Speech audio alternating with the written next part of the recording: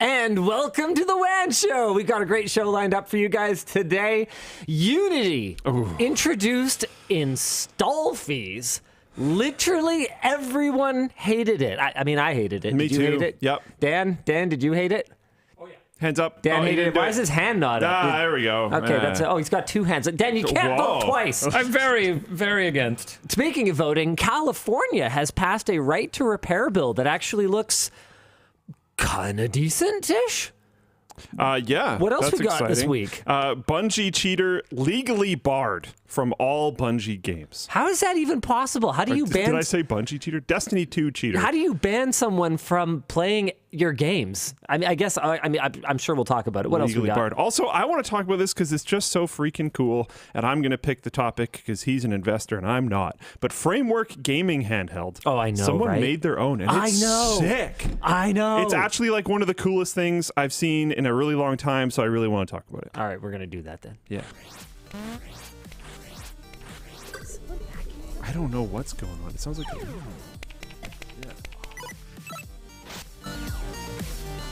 Really good timing.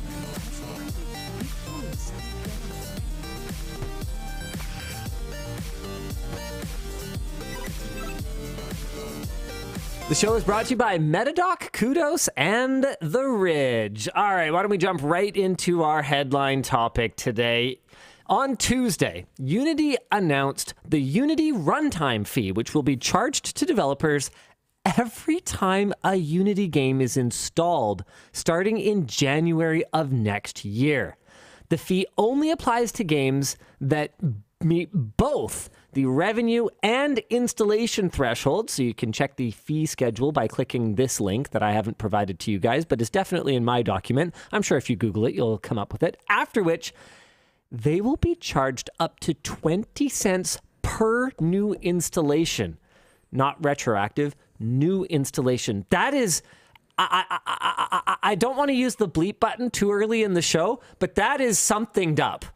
Oh, yeah. Oh, Yeah. absolutely. This is like the most abusable system I think I've pretty much ever heard of in this field. Free games with no monetization will be exempt, but in the wake of the announcement, hordes of developers have pointed out that the new fees could be absolutely disastrous for low-cost or free-to-play games with large player bases but limited revenue.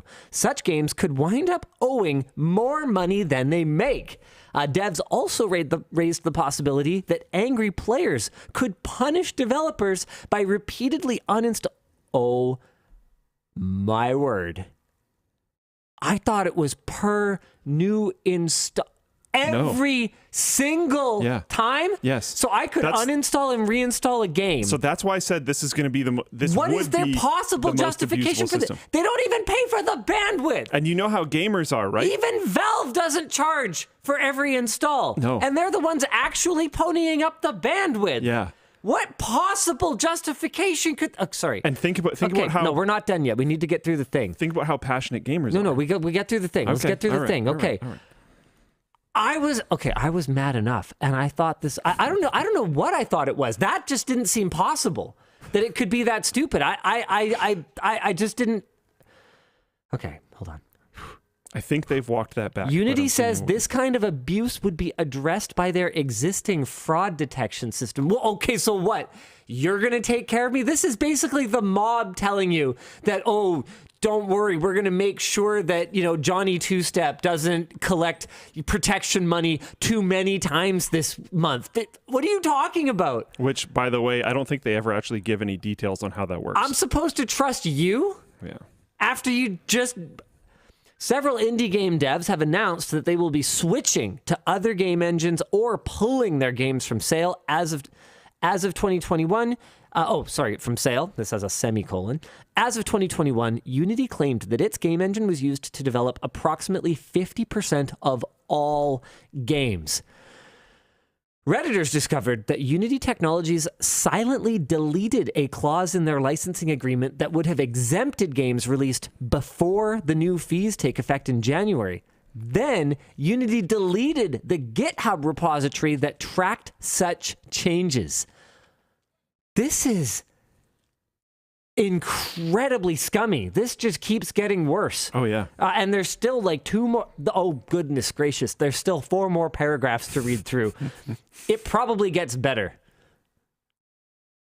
It doesn't get better, does it? A little bit, actually. Okay. The likely motivation for this change is that Unity hasn't had positive revenue in any financial quarter over the last 3 years and lost nearly $1 billion over the past 4 quarters. Oh, okay. Much of Unity's income comes from helping sell mobile game ads, which is typically volatile and has been hit heavily by recent privacy initiatives. There has likewise been controversy over Unity Technologies' leadership, including CEO John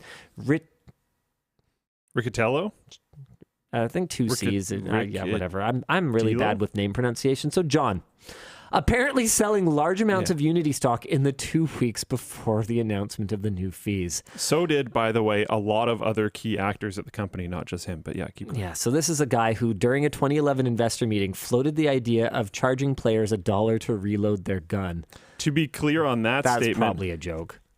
Not 100%. Oh, no. But to be clear on that statement, it was... I believe, yeah, it was an unofficial recording of a meeting, and he was saying if you're like 6 hours into a play session, and you go to reload your gun, and it asks you for $1 to pay for it, you are in a position where you are more likely to accept that payment. I see. Which is still hyper scummy. But accurate, it's technically slightly different. I don't know. That's going off of memory. I think it's slightly different than that, but it's. Since the backlash started, Unity has clarified some things. They expect that 90% of their customers will not be affected by these changes. Okay. Reinstalls, fraudulent installs. What is a fraudulent install? Piracy? I don't know. Trials, demos, and charity bundle installs will not be counted as a new install. So what? Is it? Are we going to see a fresh resurgence in Humble Bundles then? Because is that a charity install? If it could there's some amount of money going partially towards charity. I don't know. Yeah. Web and streaming games don't count. Okay, so I'm having a hard time figuring out what does count. So is it just on the first install? In which case, no. Well, if a reinstall doesn't count.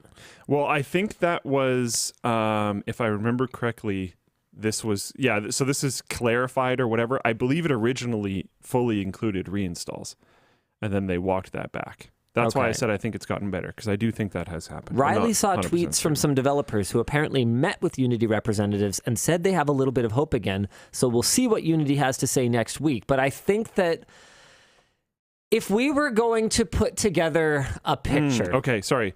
D. Hollinger, I think this is correct, which is why I'm calling it out, because I've read this elsewhere. They walked back the every install language, but the walking back walks it back on a single device.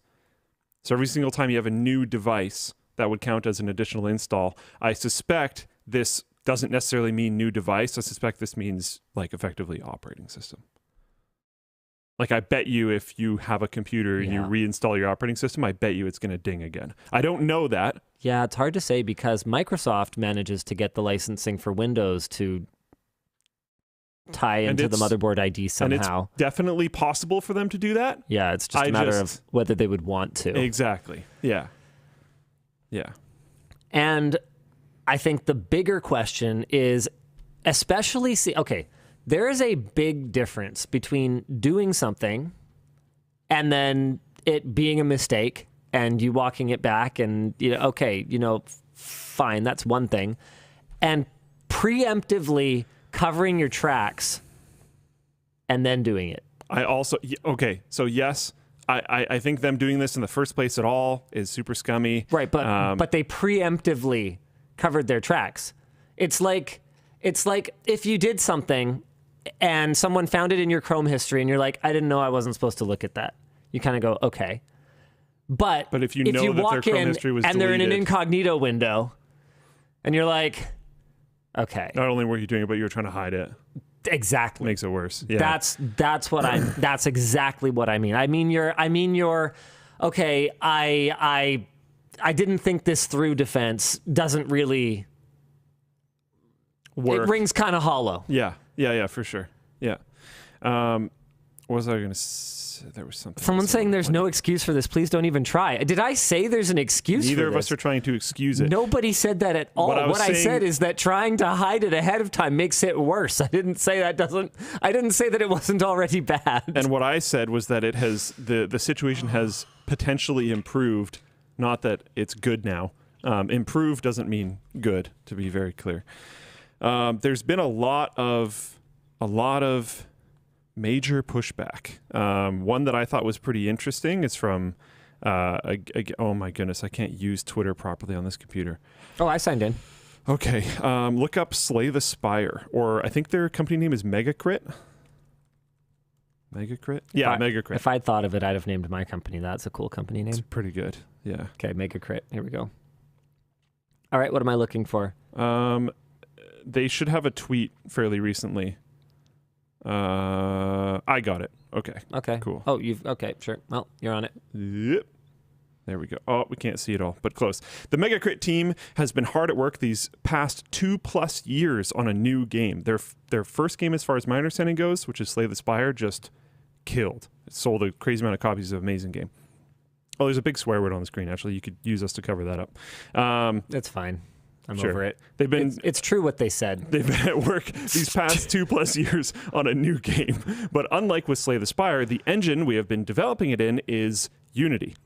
The retroactive pricing structure of runtime fees is not only harmful in a myriad of ways to developers, especially indies, it is also a violation of trust. We believe Unity is fully aware of this, seeing that they have gone so far as to remove their TOS from GitHub. Despite the immense amount of time and effort our team has already poured into developing our new title, we will be migrating to a new engine unless the changes are completely reverted and TOS protections put in place. We have never made a public statement before. That is how badly up. Which I thought was great. I thought that was very well said, to be honest. Yeah, they leave the door open for Unity to fix this. Yeah, which is good. Yeah. But they also make their stance on it very clear. And yeah. It's also a big move to abandon 2 years of development. It's not really, because some of it's going to be able to transfer over, but not everything. I don't know. Some people have made, I always forget how to pronounce it. How do you say it, Dan? What? Godot? Godot. Godot. Okay, sure. Some people have made, as far as I know, Unity to Godot transfer tools to help you migrate over, which is cool. I think this has got to be great for Godot. So just a quick correction. Someone in Twitch chat said that the premeditation is the difference between murder and manslaughter. It's actually the difference between first-degree murder and second-degree murder. Is that an American thing? I wanted to clarify that. It's definitely a Canadian and American thing. Okay. I don't know about elsewhere in the world, but here I actually also don't know about Mexico, but as far as I know, Canada and the U.S., first-degree murder is premeditated. It's planned, and that's really, really bad. Second-degree murder is also really, really bad because you definitely still intentionally killed someone, but there is some room. There's a difference between premeditated and there's a little bit more leniency for, in particular, something like a crime of passion, which could take place in a time when someone is understandably in a very intense emotional state, such as, walking in on a loved one cheating with someone or something like that. There's a bit more leeway in terms of sentencing there compared to you've got a whole drawn out plan, and you've clearly been working on this for months. You are a cold-blooded killer. And then manslaughter is without the intent. You didn't intend, but someone's still dead, so you got to pay the price. I think you'll probably often see that in automotive accidents and stuff. Yeah, exactly, that sort of thing. So we're talking about the difference between being a cold-blooded, premeditated killer and, murdering someone, but it was impulsive. It was in the heat of the moment or something like that. Now I have an interesting called it moment. How much should we charge them to reload their gun and kill again? $1? Is that the right price? If you ask Chris Rock, it'd be like $5,000. Yeah. Or what was the bid he did? How much does Chris Rock think bullets should cost? I forget. That was, anyway, go ahead. Yeah. We talked about John, don't fully know how to pronounce his last name, on WAN Show before. Because we talked about when he first got the job at Unity. This was a show a long time ago. I don't know, 3 years ago, whatever.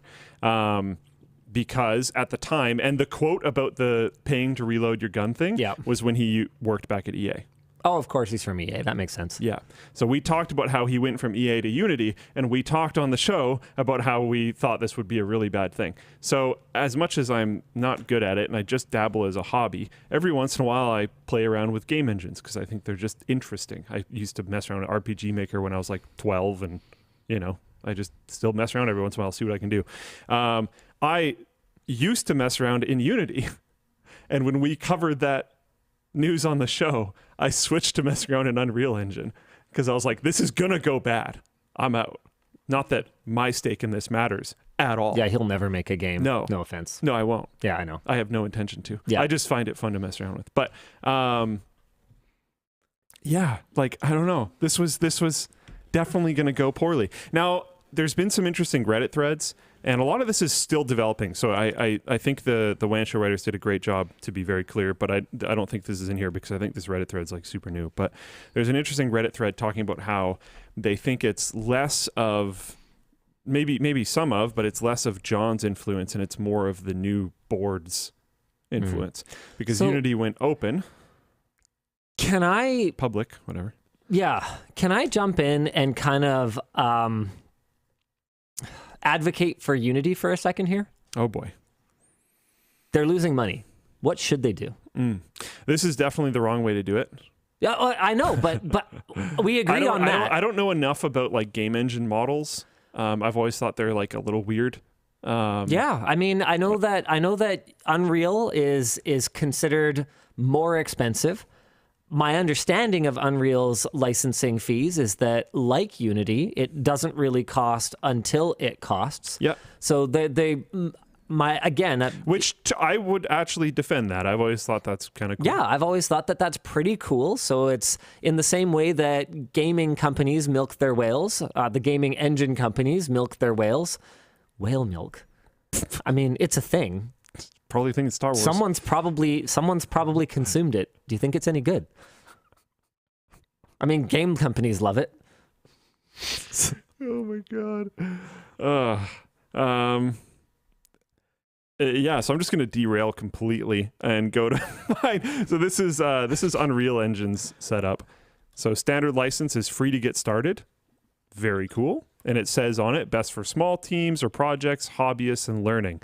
And I have always loved that these tools are free for learning. That's like kind of wild to me. Like, I don't think you can get Photoshop for free for learning. Nope. I think SolidWorks finally has a much... No, hold on. They have a much, much less expensive version, but you cannot commercialize it for more than $2,000 US, or you cannot make more than $2,000 US using it. I have no idea how they enforce that. Maybe they have some way, or maybe it's honor system. I'm not sure. I guess if they catch you, you probably get in lots of trouble somehow or something. But they at least have an affordable one now. But I only bring it up because my understanding is they basically had nothing before, and I can't think of another industry where you basically just, unless you're in school, where you can basically just, as a hobbyist, as a self-learner, just use the tools for free, like the full fat professional versions of the tools for free. Now, to be clear, not every game design tool is free for you to just use. I mean, nobody's going to let you just use Maya for free, but at least the engines themselves are accessible to individual hobbyists. So you were having a look at the Unreal pricing tiers. When do you have to pay then? Okay, standard license for creators and publishers who don't require premium support or custom terms, also suitable for students and educators, free to get started, free to download and free to use in many cases. See the FAQ when royalties apply. Okay, so we're going to have to dig through that. Includes the engine, the entire Quixel Megascans library, all learning materials, which are very good. That's the part that I enjoy doing these days. It's just going through the learning things and just having fun, having it guide me on how to use the tool. And community-based support. So I don't know what's in the FAQ, but I think it's like they skim a certain % on sales, something like that. Yes. And then,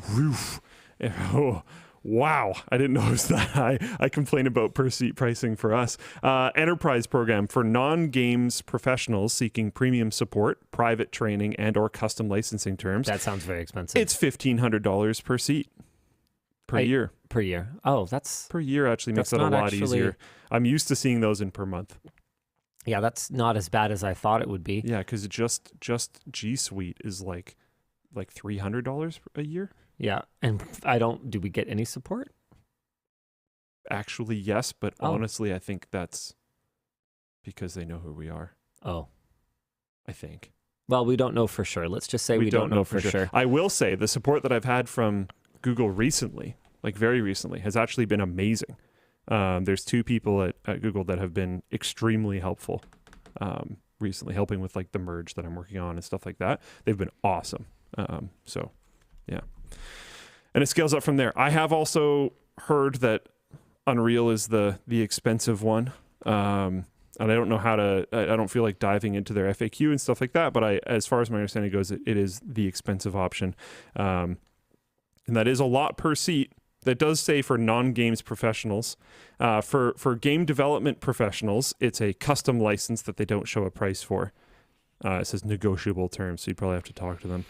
So I don't know. One interesting thing, though, Godot, did I say it right? There you go. Godot is free. Cool. Just free.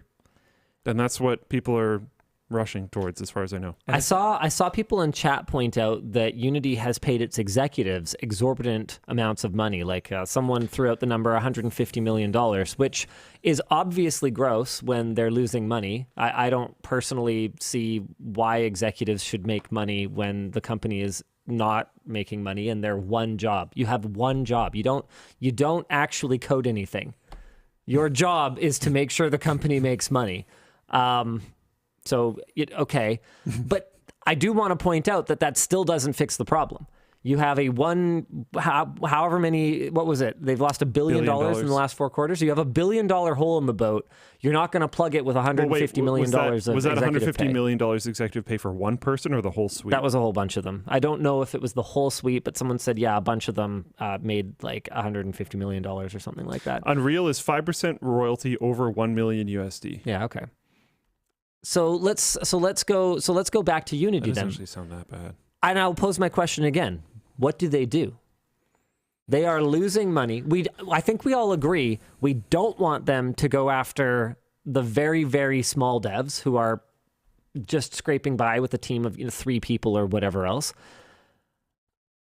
They have to extract more money from the devs who are selling a lot of copies of their games. I mean, is it? I mean, I have a couple of ideas, but I just want to know, what would you have them do? Because they obviously are going to try to extract more money from the bigger devs who are using their product. But how should they do it? I have to break down their whole thing and try to analyze it. But the price per install stuff is, I know this is not the answer you're looking for. It's just not the path. I know, but... I know. But these things, I think the problem with answering this is that licensing and fee setups that are negotiable are very difficult to figure out on the outside. Yep, because like true. What I would say is like things like bandwidth contracts at big CDNs and all this other type of stuff is they're always cloak and dagger effectively. Completely opaque. Yep. I know people personally, and this is, I'm not talking about them. I know people personally that have gotten over 50% discounts on what is publicly shown on sites. Yep. So like, it's all just smoke and mirrors. Yeah. None of it matters. So when we start getting into these enterprise tiers where you are negotiating, like this Unreal thing, for professional game development, yeah, there's no public number. Contact us and we'll negotiate a term. That, how do we even comment on like, sure. We have no idea what people are actually paying. Well, there's one thing that we can comment on. I'll say this much. If Unity wanted to increase their take from these developers, well, they should have done it on a going forward basis. Also that. So if they wanted to, and I'm not going to say that per reinstall is the right way to do it, because any time that the developer is charging once when the game is purchased, you can't expect them to keep paying you after that. Like you said before, they could end up paying more in Unity fees than they made on the game in the first place. Which there is genuinely a slice of people that can land in that slot. Obviously ridiculous. So it should always be based on some kind of sanity checked math where it has to be some proportion of the actual money someone made. Otherwise, how are we even having a conversation right now? But the more important thing is, if they wanted to create a new fee structure, it had to be done on a going forward basis. I don't see how it can continue to be legal to unilaterally change a contract. How is it even possible that when I have a Netflix subscription, bringing it back to something that affects everyone, you might be sitting there going, okay, well, I'm not a game developer. This doesn't affect me. But do you have a Netflix subscription? Okay, a lot of people dropped those recently. Okay, do you have a YouTube Premium subscription? Do you have any kind of subscription where unilaterally the other side, the other party has changed the rate and somehow your credit card is still being charged? How is that even possible? How does anyone think that's okay? Yeah. And the funny thing about it is I'm not 100% sure why, especially when it comes to web subscriptions. I mean, we still honor our original pricing for Floatplane, and my understanding for that $3 tier is that we don't lose money on it. No. So why is it then? We like meme about it, but we don't. With YouTube, I kind of get it, because I do know that there's storage costs. Even if we ignore the bandwidth costs, which are scaling still, right? They're still going down. The storage costs are not, which is one of the things that I outlined in the YouTube should charge for 4K video that we did a while back, because hard drives used to get exponentially cheaper, and now they don't. In fact, they are leveling out. They're asymptoting at this point, right? One thing I will argue is that storage has gotten easier. Interesting. So while the cost of the drives, and honestly, when you're at Google scale, I'm sure this part doesn't really affect you much because you're working on future engineering or whatever. Like, I'm sure you use all those same people for different things, but the same amount of person effort that would need to go into maintaining a data store at a certain size, globally accessible by everyone around the world, all this other type of stuff, the amount of effort that would go into doing that has gotten easier. So people hours going into it required is less, so costs are down more. But the problem's also getting increasingly more complex. Are you sure it's fewer development hours? Okay, so that's the caveat that I put on, is I'm sure they would use those people to do other things, like work on innovation or whatever else. Yeah, because like I would say that it's not directly related to storage, but if I had to guess, I'd say the development hours that have gone into something like the encoding, the custom encoding hardware that they use now. Or but that's technically like technically other things. Yeah, okay, but it's all in service of more efficient codecs, so we can bring down our storage costs. I do agree. Yeah. Okay. But like maintaining the data store is easier now. They have probably shifted those costs to departments that are able to make that data store more efficient or more usable or whatever else. But then they're probably losing some cost on ever-rising energy costs, which are just hammering the data center right now. It's a decent point as well. Yeah. So my point is, I actually do kind of understand why YouTube's getting more expensive. I'm not 100% sure for something like a Spotify. I'm not really sure for something like a Netflix. I find Spotify to be very expensive. I'm surprised at how expensive it is. I don't pay for it. Like me neither, but like when I look at the YouTube Premium is kind of a banging deal. Yeah. Considering that YouTube Music is included. You just get the family plan. You find 4 family members. Sorry, I had something stuck in my eye there. And then you're all paying like what does it work out to? Like $4.50 a month, or once you divide it out. Yeah, $5.50 a month or something stupid like that for YouTube Premium and YouTube Music. Okay, so maybe Spotify kind of works the same way, because their family plan is 6 people. Okay, all right. Which is Well, that's not too pretty bad. big. So if you use it that way, it's 17 Canadian a month. If you have a family with If 6 you're- people in it, Yeah. then it's very affordable. Yeah. I mean, family. Family. Okay, interesting. The family plan with 6 accounts is 17 Canadian, but the duo, so 2 people, is 15 Canadian. So you should get a bigger family. Yeah. Speaking of sharing things with your family, this is breaking. This is not our second topic. This is not in the doc at all, but this is now our second topic. We're going to talk about this right now. Plex just sent out a notice to users who are running their Plex server on a VPS or dedicated server at Hetzner. They will be blocking access to these servers effective October 12th. You will have less than a month to not have your Plex server hosted at Hetzner. And this is apparently, according to lowendbox.com, part of a crackdown on piracy.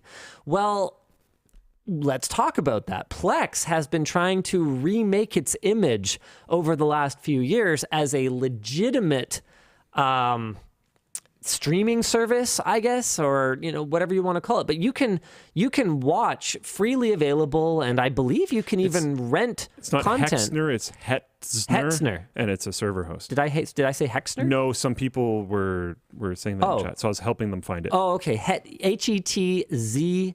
Hetzner. In fact, I believe they've done sponsor spots on the show before. Yeah, I think so. Yeah, because you can definitely do VPS and dedicated server hosting at Hetzner, and my understanding is it's a pretty good product overall. But anyone who's running a Plex server there is having a pretty bad time right now trying to figure out where the heck they're going to move all their data and their Plex server. If you're not familiar with Plex, basically, I mean, do I give the sanitized version or do I just explain what Plex is?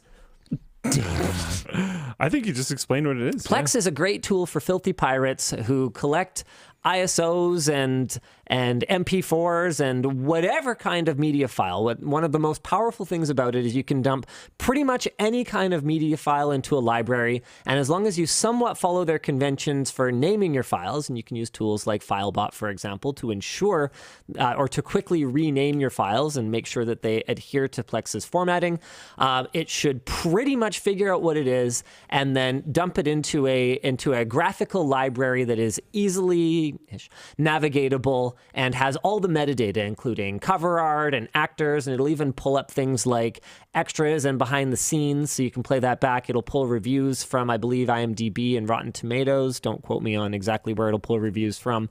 And it'll pull, actors, so you could, browse and, I want to watch other things with this actor in it, for example. And there are lots of legitimate uses for Plex. You can rip your own files and dump those onto your server, and Plex will serve you up those.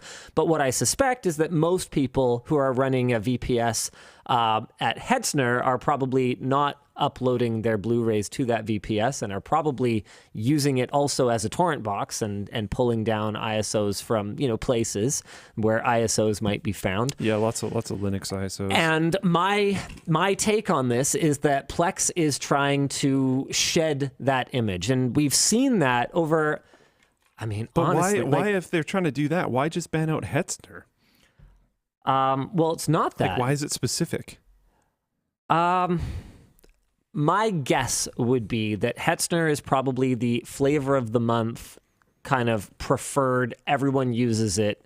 I don't know that for sure. It does get recommended because, as far as my understanding goes, for large data storage, they're highly cost effective. This is not an ad spot. That's just my understanding. Yeah, so there you go. And then someone like a Backblaze, for example, yeah, sure, they're very cost effective for data storage, but I don't think they even do VPS or dedicated server hosting or anything like that. For who, sorry? Backblaze.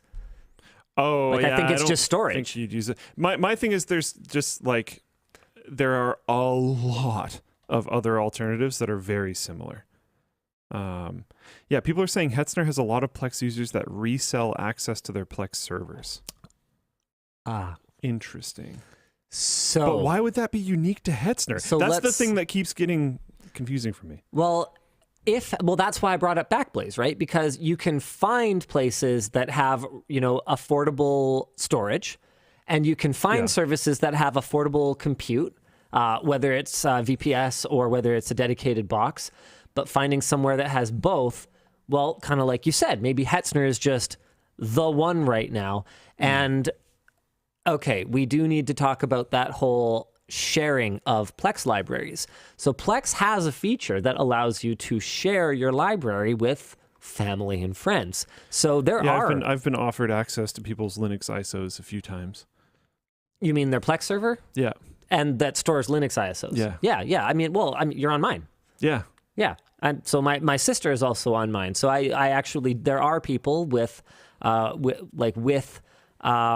own individual Plex accounts, and I don't think they even need to be paid Plex accounts, because the thing about Plex is that as long as you're not using their proxy service, all the bandwidth is going directly from the host to the client. So there's no actual cost for them. So if my sister was to watch a movie, for example, as long as my upload is up to snuff and her download is up to snuff, then it's good to go. But if I had many, many, many friends who paid me, for example, then running something like that off of my residential internet connection wouldn't be practical anymore and would probably hurt my business model. So if Plex is trying to de-piracy imagify themselves, then cracking down on these commercial users of the product is probably going to go a long way to getting them in better graces, at least, with the content providers who they're trying to work with on the other side of their business, where they're trying to become a legitimate streaming service that doesn't cater to piracy. And we've seen this move from them telegraphed for years at this point. I mean, at least, I've talked about it a fair bit. For at least 5 years, Plex has clearly prioritized the legit side of their business over the home media collector side of their business. Like, when's the last time the download to device feature worked properly, where it transcodes a version that's mobile device friendly and then dumps it onto your device? And they've given me excuses for this. I don't know if you guys know this, but we have paused any sponsorship relationship with Plex. I still use the product. I still love a lot of things about the product, but we've paused our sponsorship relationship with them until they meet a bunch of... Sorry, what's that? What got us onto this topic? I don't. Just someone talked about it in chat. Oh, okay. And I thought it was really interesting. Okay. What do you want? No, I was just trying to figure. Yeah, it's fine. It's a WAN show. What guides the WAN show? Who knows? Linus's ADD times Dan's ADD divided by Luke's laugh. I don't know. That's the formula. I'm amazed it happens any week. Xavier in Floatplane chat said that you do not have to have premium accounts for the people added onto yours. Yeah. He said his whole family has access to his Linux ISOs. So that's exactly the thing. So people are monetizing their one premium account, which Plex is one of the companies that still does lifetime accounts. Like I said, there are things that I still think are pretty cool about Plex, but we've paused the relationship until they get mobile downloading working. I think there's a couple of other things that were kind of on my list of, hey, you guys need to actually take care of the people who, bought your software for all these years, including lifetime access to Plex Pass and stuff like that, based on these features that are supposed to work, before you prioritize the development of these new areas of the business. Like, this is actually not cool how long this stuff has been broken. I haven't been able to download using that downloader feature for probably over 2 years at this point. That's not okay. That's the kind of feature that is critical, right? That I want to be able to load some media onto my phone before I get on the plane. If that's broken, there should be like an emergency meeting and people should immediately be reassigned to it. That's not like maybe we'll fix it in 2 years kind of feature from my point of view. But I think this is just yet another move that Plex is making to legitimize the service, and I can see why a lot of people are talking about Jellyfin and Emby in the Floatplane chat, because those are projects that, due to their structure, are unlikely to ever change in this way. Although ever is a really, really, really big word, and at some point, I feel like every company that starts out catering to pirates figures out that paying users will give them a lot more money. Bit of an issue. Yeah, I don't know. There's people asking me like, can I change this? Can I talk to Plex about it? No, man, I can't. He did what he can do. I've already thrown as much weight behind this as I can. I've gone, look, we're not going to work with you guys until you get back to basics a little bit here. And they basically were like I don't even know if we got a response. Maybe we got a response that was like, you know what? Hold on. No, I think they did respond. And it was basically like, you got to understand there's a lot of challenges. And I was like, okay, I get it. Challenges are challenging. And then, once you've overcome those challenges, then we'll be happy to work with you guys again. Because I gotta reiterate this. I use the product. I like the product. There's a big difference between brands whose products I will use. I use private internet access, but we don't do sponsor spots with them anymore just because of a lot of the scummy marketing that has gone on in the VPN industry that I think has soured people on hearing about them at all. We also don't work with them because of a couple of experiences we've had working with VPNs that have then changed hands, at which point we kind of go, okay, so we just sold a service, and then the potential changes to that service could and the data that service could potentially make it no longer trustworthy for our users. We just we went around that merry-go-round one too many times. Yeah. But that doesn't change the fact that I like the product. I use the product. Same with, people keep bringing up Anchor. Every time an Anchor product makes its way into a video, people are like, you said it. I said we wouldn't work with them in a sponsorship capacity anymore. I never said it wasn't a good product and that I wouldn't keep using it. I mean, I wouldn't use a eufy security camera until I seen an independent security researcher. Because I was at a person that I know's house recently with a baby, and I noticed that they had a eufy baby monitor, and I was like, oh no, and then figured out that it was. To be fair, I didn't look this up, but I was insisted on by them that it was a local only one. Like they themselves didn't even have a portal to view it remotely. They didn't connect it to a network, etc. So I was like, whew, we're cool. Handyman in Floatplane chat brings up a really good point. Blah, blah, blah, blah, blah, blah. But the thing that you're missing is that Plex is a company with liability. I think that it would be difficult to nail Plex on this. But if I was Plex, do I want to play with that fire?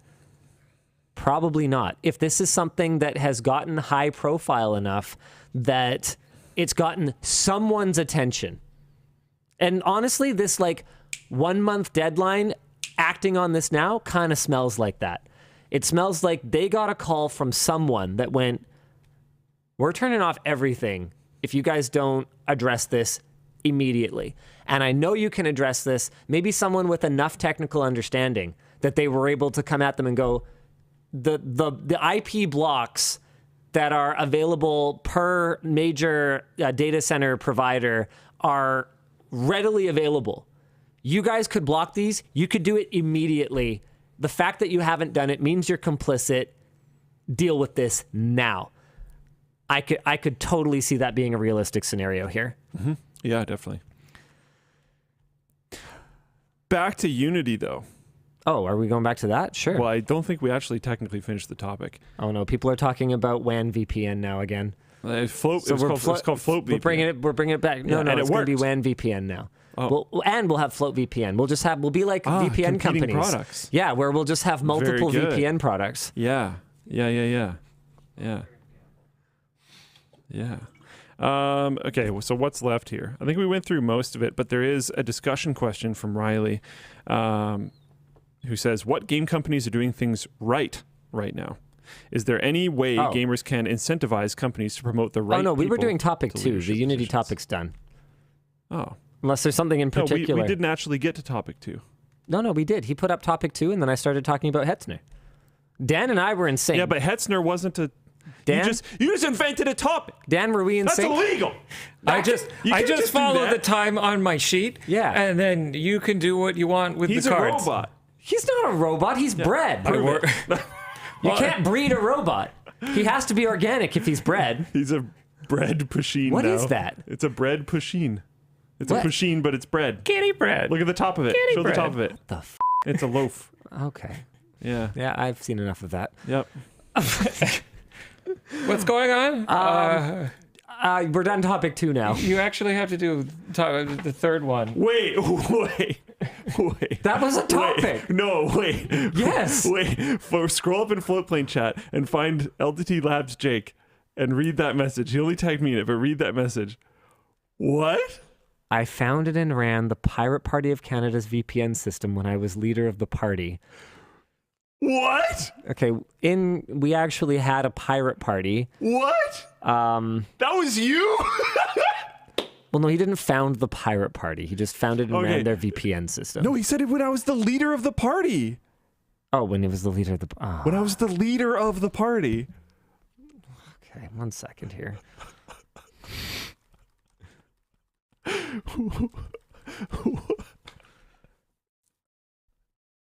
Oh my God. I think we talked about you on WAN Show back when the set... What the heck? That was you! Oh, we talked no. about WAN Show years ago. Oh no! I'm not even kidding. I'm pretty sure it was the red and blue set on the other side of the building, and we talked about the Canadian Pirate Party. No, I helped found the party. I was the youngest leader of a federally registered party in Canadian history. How has this never come up? I mean, if I was applying for jobs, I probably wouldn't bring it up either. Okay, but he's worked here for a while now. We talk about stuff sometimes. How has this never come up? I don't know. Oh my God. Wow. Look, I got to be honest with you. That's amazing. It wouldn't have affected your prospects. No, yeah. I probably would have thought it was hilarious. Yeah. But I mean, I do feel a little blindsided finding out about it after the fact. It's not general advice, but Yeah. Okay. Anywho. a long time ago, that's fair. Yeah, But it was 14 years ago. Wow. That's hilarious. So yeah, the Pirate Party of Canada was a thing. I told everyone in my family that the Pirate Party existed. Yeah, I mean, I talked about it. I never considered voting for it because I was like, sorry, but yeah, sorry, you didn't have a real platform. No offense. Oh man. Okay. Wow. So we're bringing it back now then, I guess, obviously. Yeah. Why not? I mean, we've already got the leadership. Yeah. Now all we need is supporters. I mean, we could drum some up. Party Let's go. ship can float on the Float VPN. Yeah, and I mean, I could probably do some fiery speeches. Oh, I'm sure. Yeah, I mean, We got it. we got writers. We got writers for the speeches. We got. But New Canadian law: everyone must receive one Canadian-sponsored red and white LTT screwdriver. what? I don't know. We have a dumb policy. They would have to steal them. All the fun. You wouldn't download a screwdriver. Yes, you would. Oh my goodness. The VPN money goes into a super PAC. Yeah. Oh no. Wow. I don't think we have super PACs up here, but it doesn't matter. The point is, do we not? Yeah. That makes sense, That's an to be honest. American thing. That's probably good. The point is, it's time to explain and do a couple of merch messages here. Yeah. We don't do super chats. We don't do Twitch bits. We do merch messages because the way we see it, if you're going to huck money at your screen, you should darn well get something for it, like a water bottle or a screwdriver, something cool. Oh, the ratchet's locked. Dang it. Okay. There. Or a screwdriver. So all you got to do is go to LTTStore.com, and in the checkout, you are going to see, in the cart, dang it, I've been doing really well lately. In the cart, you will see a box whenever we're live to leave a merch message. It'll go to producer Dan. Oh, sorry. There you go. And gone. No, sorry. We'll try that one more time. Okay, wave. Okay, we'll get the timing right. Okay, I took too long that time. It doesn't matter. The point is, it'll go to producer Dan, who will check your message down here, send you a little reply, or get your reply some other way, or curate your message for me and Luke, and often Dan, to talk about on the show later on. Why don't we do a couple? Show you guys how it works. Dan, do you have a couple merch messages for us? I do. I got a bunch here. Hey, LLND, love the pins. Can't wait for more. Question for Linus.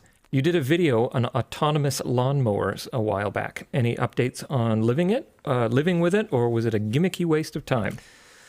I wouldn't describe it as a waste of time, since the whole point is that it doesn't take as much time, but I would describe it as not a great use of money at the moment. I think that in that sponsored video, I feel like we did a pretty good job of showing the results, which I think allowed people to make decisions. We read through the comments on that video. I'm always kind of looking to make sure that our sponsored content hits all the beats that the sponsor asks for, while also not misrepresenting the product to our viewers. So we hit all the beats, and I read through the comments, and people had a pretty good understanding of how well things went, because we did a very real-world demonstration. And honestly, the sponsor was happy with that. They were actually really great to work with. We would work with them again. We showed a real-world result where we real-world set it up and real-world freaking ran it, and it did as well as it did. And for certain lawn configurations, I could see it being a time saver and maybe even worth the money. For mine, not even close. It just didn't make sense. The lawn that we showed you guys in the video is actually at my old place. And it's just too irregularly shaped. It was a little odd. Do you think it would do better at your new one? I kind of feel like it would. Maybe. Definitely a maybe. Definitely maybe. Yeah. Yeah. But one of the challenges is that it's only really ideal if you have one contiguous lawn space. I have like a super small front lawn, and then like an extra super small, like, I don't know, like 15 square feet or whatever, like little tiny sliver that if I don't mow, then like the neighbors will be like, you. And in order to do that, I would have to pick up the thing and put it there, at which point I have to kind of ask myself, well, why am I bothering? I might as well just start up the lawnmower, right? So I don't know that I would do it at my current place either. I think that in another 5 to 10 years, we could reach a level of advancement in the mapping, and because you're not going to be able to go on just one alone. So I don't think you're going to get by on just vision. I don't think you're going to get by on just mapping. I think you need a perfect harmony of mapping and vision. And I think in another 5 to 10 years, we could get to the point where you'd have a product that's just press a button and it goes. You don't even think about it. But right now, I just don't. I just don't see it as making sense. Someone's asking if I want to test the Husqvarna RoboMower. Yeah, I saw enough. I saw enough so far. I just don't think it's there yet for me. If I had a super simple lawn, I could like the Langley house. That little like postcard size thing in the back. Yeah, if I just never had to think about that again in my life, I could see that being kind of practical. Then again, there were stairs. Never mind. I forgot about the stairs. Nope, I take it back. There were stairs and then another small patch, and then you still had the lawn in the front. Yeah. So it's like, I don't know, Vancouver, man. It's like rainy and rocky and slopey. I'm sure there's places where it would be better. Where like everything is flat and it's like a totally, all at once developed suburb where everyone just has like a square lawn or whatever else. There's definitely places where it would work. It's not here, and it's not for me. Okay, Dan, hit me. Hey, DLL, I entered a competition in a mall today. At the end of it, it redirected me to a full detailed table of every entry. Who would you report this to? Can't find the Deb, told the mall staff. It's definitely not legal, but I don't think we've ever talked about this on the show before. Something that is illegal, but how difficult it is to report something like this. Who does it go to? Who would care? If you were to what, like call your local... Hold on. Yeah. Maybe we have to go back into the wording, because is it illegal? Like, was this person sent this stuff, or did they find a way to gain access to it? At the end, it redirected them to a full detailed table of every entry. Whoa. Yeah, it's super bad. It's probably not intentional, but that doesn't change the fact that you actually cannot do that. Yeah. Sheesh. But I don't know. I suspect if that was in Canada, I could figure it out. It is in Canada. Someone found it for the UK. I suspect if it's in Canada, I would look up the Can Spam organization, whatever, and I bet you if they were the wrong group of people, that they could get you to the right group of people relatively quickly. Because I suspect it would be a related group. Yeah, if you can't find the dev, I mean, I don't know. I don't have too much detail, so I don't know if this was a pop-up kiosk where they filled out a survey and then it's gone, or if it's like part of the the navigation touchscreens that they have in some malls now, and after you navigated, maybe it's a little survey or something like that. Maybe it's a permanent fixture. If it's a permanent fixture, I think that there's a solid chance that you can pin down the mall for being responsible for it. But if it wasn't the mall itself who's running the thing, I mean, good luck. I appreciate you trying to do your civic duty and get it sorted out somehow, because obviously this shouldn't stand as it is. But I'm going to be honest with you. I would probably... I would try to contact the dev before I did anything else personally. I would probably reach out to the mall first. I would. So yeah, who were those guys? Yeah, if you can't find the dev, I would reach out to the mall, and I personally... they did that. They told the mall staff. Sorry, I missed personally would not just tell them. I would more or less demand to know who it was, because I would not trust whoever I told to actually follow through with it. Yeah, that's fair. And then I would make sure that I could get in contact with the dev and then give them the opportunity to fix it. I mean, it's very likely they don't even know. Yeah, that wouldn't surprise me at all. So make sure that they at least know and have the opportunity to fix it first. But yeah, that sucks. Next one. Oh yeah, want to pick one? Wasn't that only one merch message? No. Lawnmower. Oh, that was a merch message. Is that Jessica?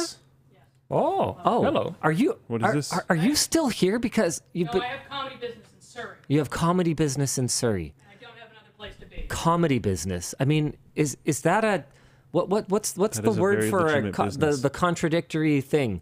You would know that. Not oxymoron. Oxymoron. No, I think there's a different one. It might be an oxymoron. I think it's oxymoron. Oxymoron versus contradiction, antithesis, paradox, juxtaposition. Yeah, oxymoron. That's the one. Hey, thanks. You must be a writer. Okay, well, why don't we do your bit then? I would love if we did my bit. Okay. Can I be audible? Yeah, why don't you take Dan's spot? Dan doesn't need it. Okay, get out of the way, Dan. Wow. I mean, you don't have to be mean about it. Move, Dan. Get out the way. It is I, Shadow Dan. Okay. What is this again? All right. I have no idea. So I have created a very fun game for you both. I hope it will be fun. I put you on camera, by the way. I got some perfectly normal products off of Wish.com's tech section. Okay. And seeing as you are a renowned techspert. Which of us are you talking to? Surely him. Both of you. More so than me. So you and Luke will obviously be able to guess the purpose of these products. Oh. Wait, have you been on WAN Show on video yet? I have not. Okay. Well, briefly during the expo. Okay, cool. So this is Jessica. Hi. Okay. She's just writing for the WAN Show. She produces the doc. Yeah. Along with Riley, I believe. Yeah. Okay, and so, sorry, wait, what are we doing? I'm giving you're having a game. There's no notes about it. Oh, I keep Stop searching. I looked through for notes as well. She's watching me look for the notes. Okay, all right, fine. The notes are a reflection of my vision. Stop looking in there. So the rules are as such. You are trying to guess the advertised purpose of these products. Oh, no. Not what they look like they're for, what someone tried to convince me to do with them. And you may ask me yes or no questions, and I will only confirm if you are correct or incorrect. Okay. And you may ask me how to turn them on. Because some of them are confusing. Okay, all right. And are we competing, or... You can if you want, but... Sure. Team effort. I think the vibe I'm getting is we're not going to get any of these. Oh, okay. I think... You probably will get some of them. Okay, so this is number one. I see. So it's a clip-on light? Okay. Well, okay, I know what this is. It's a telephoto lens that you clip onto the back of your phone so that you can magnify your camera, but you told me that these are going to be non-obvious. So we're starting easy. What is it, like a gynecology tool? Nope, or? You got it in one. It is in fact intended to clip onto the back of a phone. It doesn't work. Oh. Well, can I? Wait, so we got it right though. Oh, okay. So do we get a point for that? You get a point. Okay, go team. Yeah. Team. Can I try to use it? Yeah. I mean, is that a thing that's part of this game? Sure, go So for I got my Note 9 here, trusty Note 9. Okay, hold on a second. Let's just use my eyeball to. Does this even allow light through it? There's a cap on it. No, there isn't. It does allow light, but not much. Okay, one moment, please.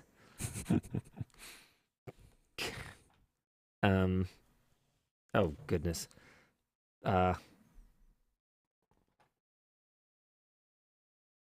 I don't think anything could be more trash if it tried. I mean, it technically functions, but that's the worst. That's wow. the worst. Okay, so here, hold on a second. Let's go to the loot cam, Yeah. and then let's look at here. Look at There we go. my pores. Let's look at. Oh my. Okay, Oh. yeah. So that's how blurry it is. I might as well have just taken a photo and then enhanced. Yeah, it would be probably less blurry. And before you ask, yes, it's aligned. It took him a bit to align They it. suggest taking pictures of the moon. I mean, If you want to know see what? a gray Whoa, circle. Whoa. Hold on. There's a focus wheel. Oh, that's pretty good. I mean, well, good is a really From here, my eyes are bad. good is a really strong keep that in word, mind. Luke. But How much was this? I like less than $5. okay, hold on. I've got a comparison shot for you guys. Okay, so here's. Okay, hold on. Okay, so I've got Dan. You got normal zoom and then do like omega zoom just through the phone. I don't have that. Okay. Okay. So, oh no, this is not good. Okay, we're going back to the loot cam. This is not good. Okay, so here is Dan with the attachment. Okay. And I've realized this is not the best way for us to evaluate something like this. You guys looking through a camera at a tiny pretty little... well, hold on.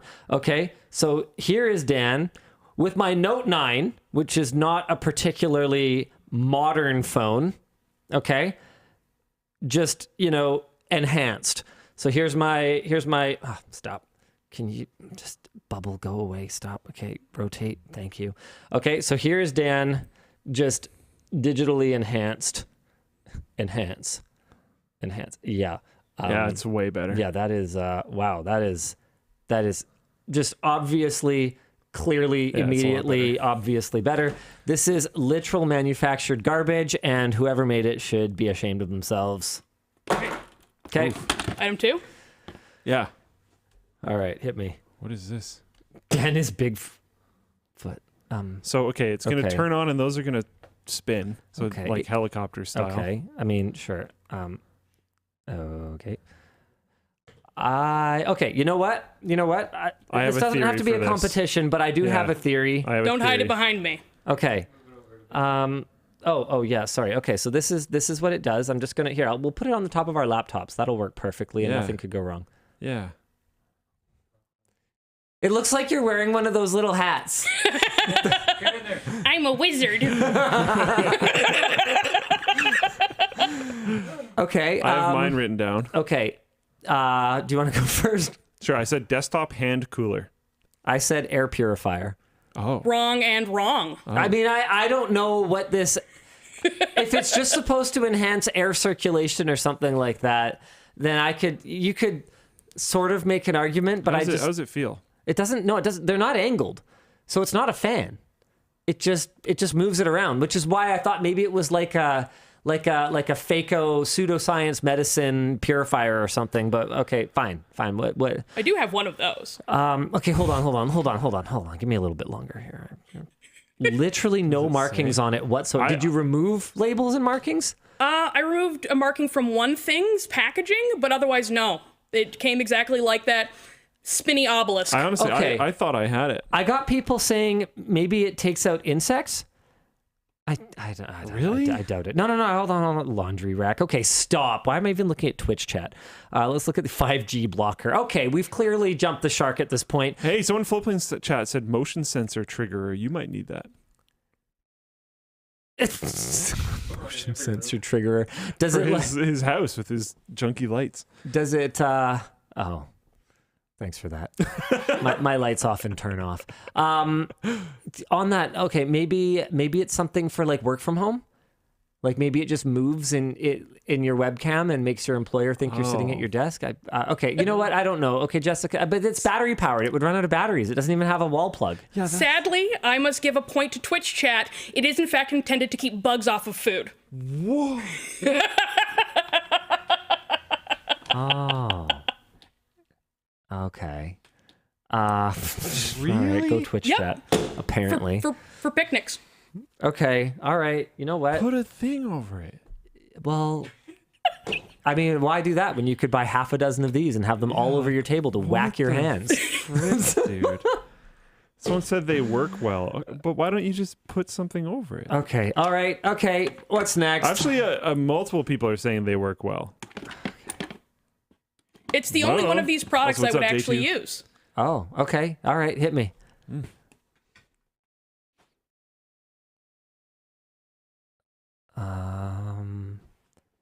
Okay. Here, I'll just hold this up for you guys. It's clearly an LED. Yeah, LED on like a at the end of a thing.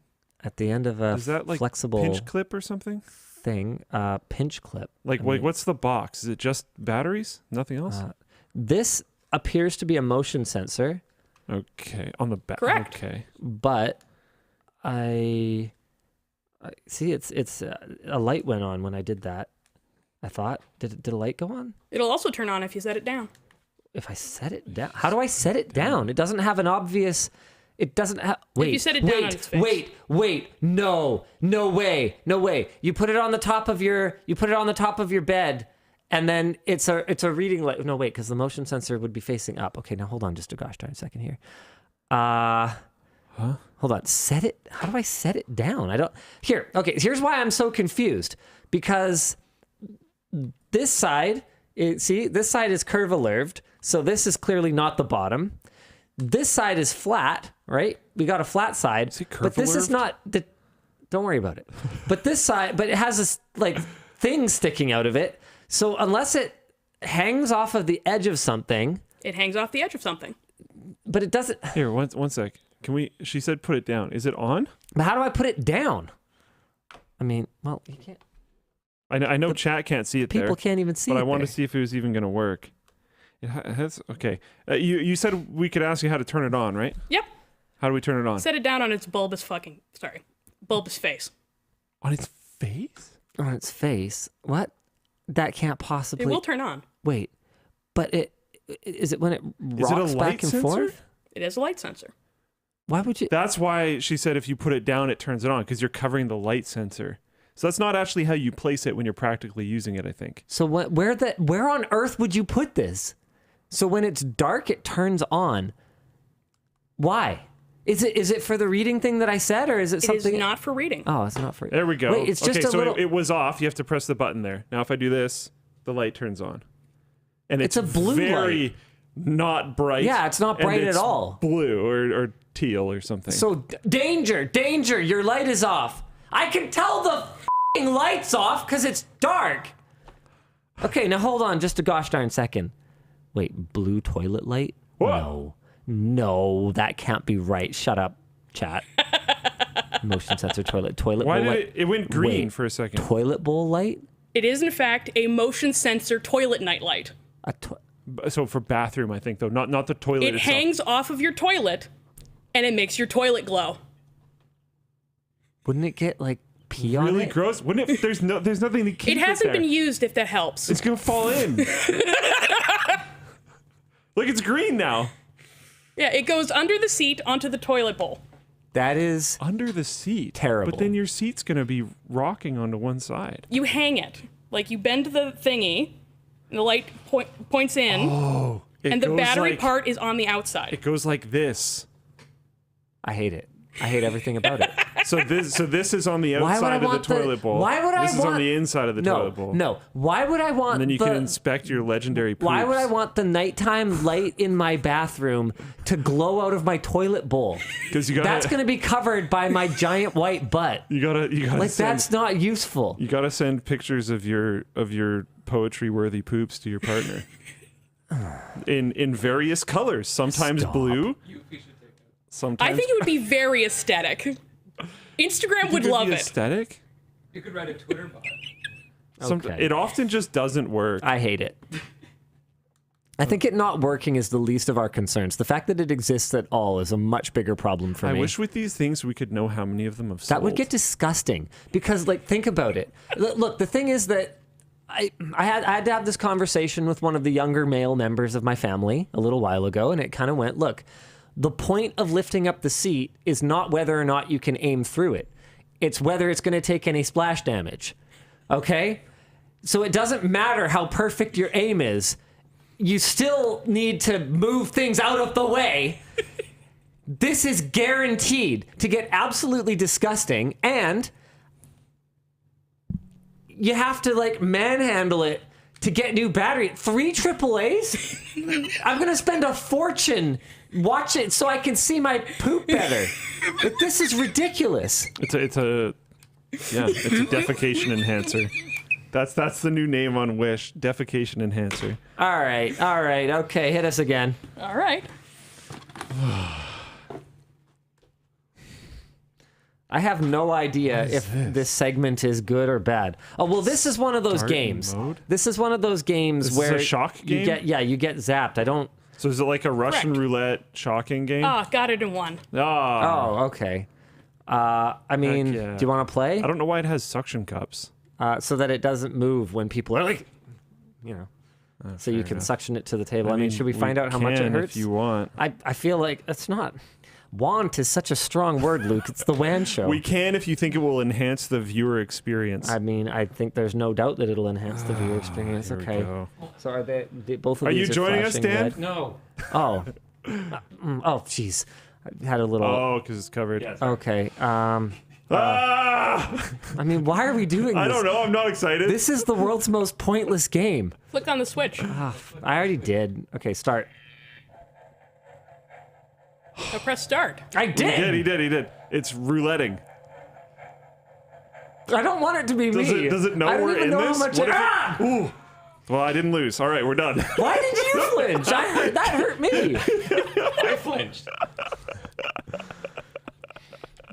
By the way, it actually didn't hurt that much. It more startled me. They're always it's pretty startling. crappy. Yeah. Well, I mean, there's ones that hurt. Remember when we did it with the dog shot collars, which, by Those the were way, brutal. are inhumane. Those were Having brutal. personally Yeah. experienced it a Yeah. lot, I would say you should not use them. That's very bad. If you zapped your dog with this, though, honestly, I'd be fine with someone it. quoted me saying I didn't lose. All right, we're done. That's how Russian roulette works. If you lose that, if there's 2 people playing and one of them lose, you really don't have to continue. Yeah, you won. Yeah. All right.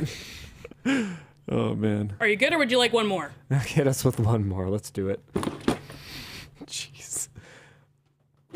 You know, Jessica, when you started and I asked you to come up with WAN show segments, this isn't what I had in mind. I love it, though. This is pretty good. This is pretty amazing. What is well, that? When we first met, you told me to make you scared of me.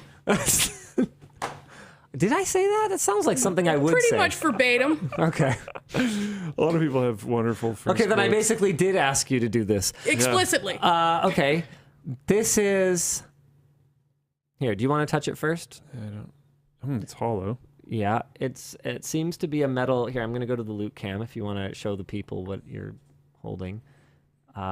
It's sort of irregularly shaped. I think Yeah. it's symmetrical, but it's like kind of it reminds me of what like a cheap, crappy, mass-produced pet rock might be. like a digital pet rock, like it's metal. Like it's not. Okay, that's helpful. I was just trying to figure out. I'm sure that was great for everyone's mic. Is there some form of structure inside of it? Something like that. This is a tech product. It was listed under tech products, yes. Here, can I see it again? I mean, I'm not. This is not a real guess, but it wouldn't surprise me if someone marketed it as like a ESD, ESD stone. Just hold this and it, discharges your ESD or something like that for working on tech. Like, obviously, that would be false. That you can watch the recent collab we did with Electroboom, where we completely debunked any ESD anything that doesn't attach to an outlet. Yeah, people have told me in chat what they think it is, but I would have never guessed that, so I'm not going to say it. There's like no shot I would have guessed that. Someone guessed steel soap bar. I mean, People said garlic soap. garlic soap. I mean, it's not garlic. Doesn't so smell like garlic. it smells like stainless steel. Like Yeah. It is, in fact, stainless steel soap. It doesn't work. But according to Wikipedia, it does not work. But it is intended to get rid of the smell of garlic.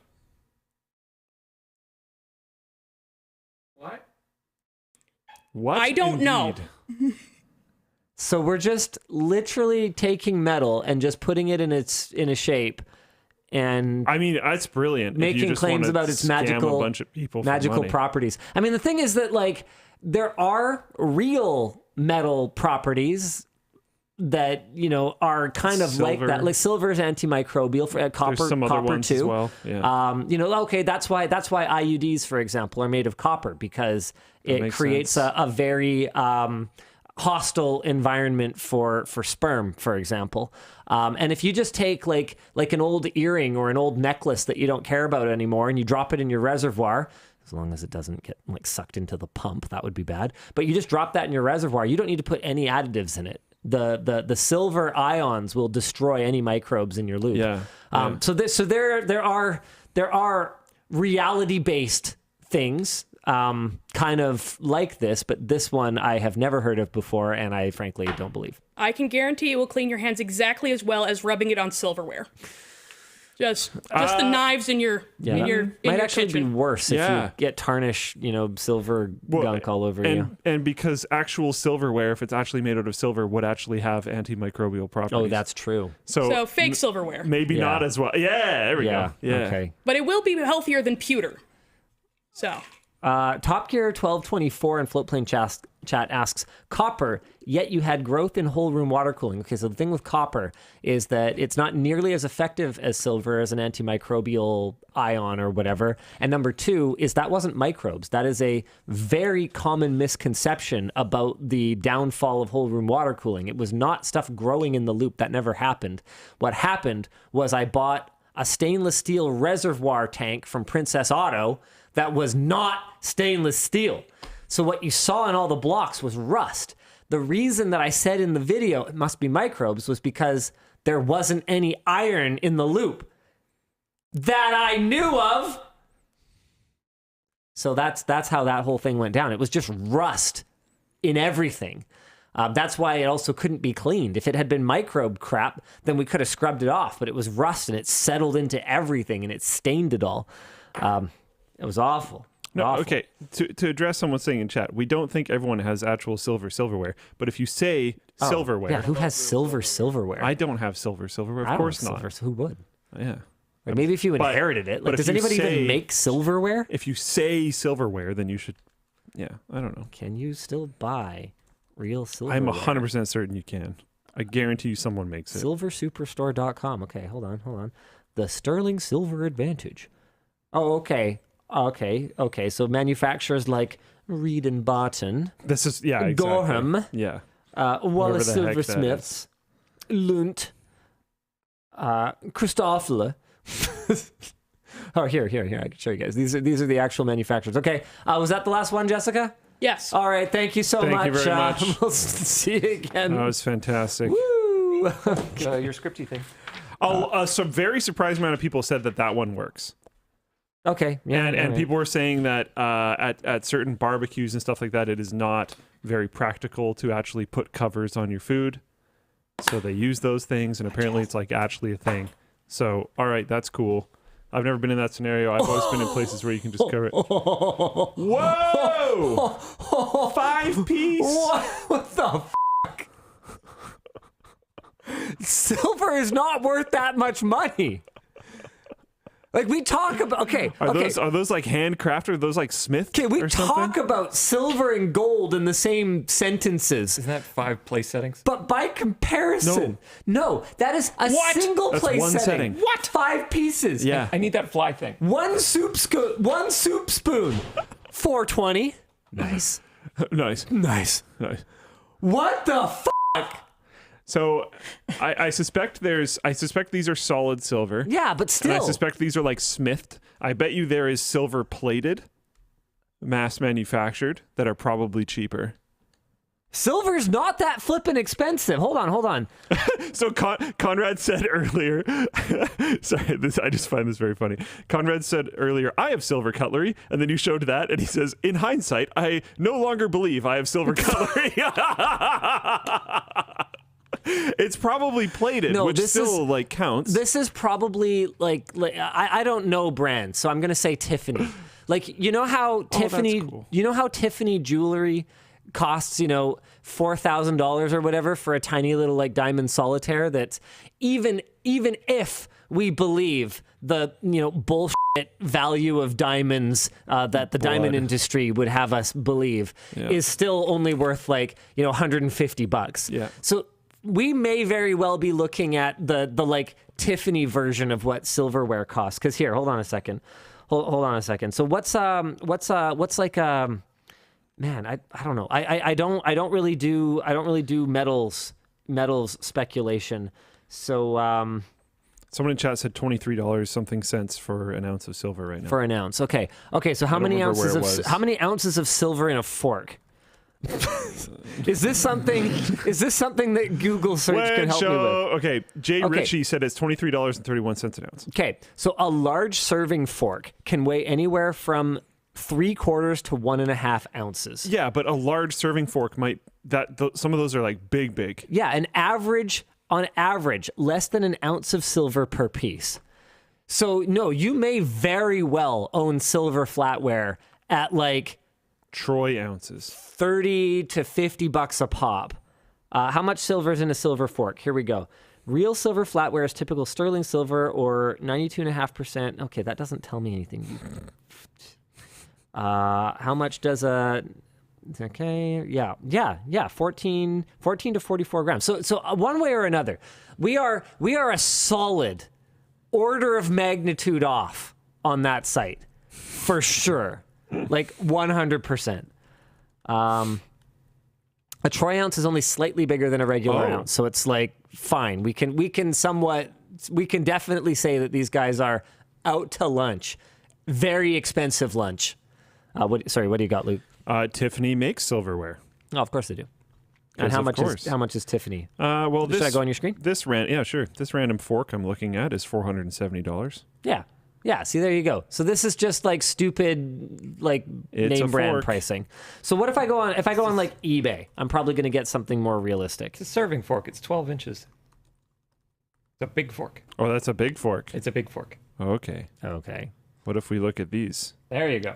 That's just a carving knife. Do they do fish cutlery? I don't know. Here we go. Hold on. We're on my screen now. It's a cheese knife for $200. That's just it's affordable. Here's some silver flatware, 11.5 ounces for $10. Used, tarnished. Hey, this is fun. Did you know that you can untarnish silver items? How do you do that? Like not polish them. Polish bad, because when you polish, you are actually removing the material. Oh. Yeah, so you are eventually, if you polish a silver object enough times, you will polish it into oblivion. I know what I want for Christmas now. There's a silver ladle from Tiffany that's $1,000. That seems reasonable. Yeah, cool. You need to put that website away before it makes you too angry. Yeah, I'm actually upset about that. You can't handle that sort of thing. Honestly, I can't either. That's why I'm on eBay instead. So what you do is you take aluminum, and you can just take any aluminum foil, whatever, and you put it in boiling water. This is going to sound like alchemy. It's going to sound like... It already does. It's going to sound like stainless steel soap, but for real. So you take a ball of aluminum, you chuck it in, I believe it's just boiling water, and then you put in baking soda, and what it does is it reverses the chemical reaction, the oxidation that causes tarnishing, and restores it. I have actually... Oh, is it vinegar? Okay, it might not be water. It might be vinegar. Wait, no, you wouldn't put baking soda in vinegar. Okay, hold on a second. Now I have to check. Okay, how do you restore silver... aluminum. I just had a physical reaction. East of Eaton said a $1,000 soup ladle is more justifiable than a $1,000 No, I'm right. GPU. Line container with foil, add silver items, add baking soda, boil water. Yeah. Yeah, so I had it right. I did this when I was in high school because I did a like a metalsmithing class in school, and my silver stuff got tarnished, and I was like, so what? I like polish it now, and it was recommended that I not polish it because it had very fine details on it that eventually would disappear. And then I found out about this restoration method, and it works amazing. It looked like it was polished. It looked brand new. Tool restoration is actually a really cool thing. Oh, that's a whole YouTube fun rabbit hole on YouTube. Yep. You do have to make sure.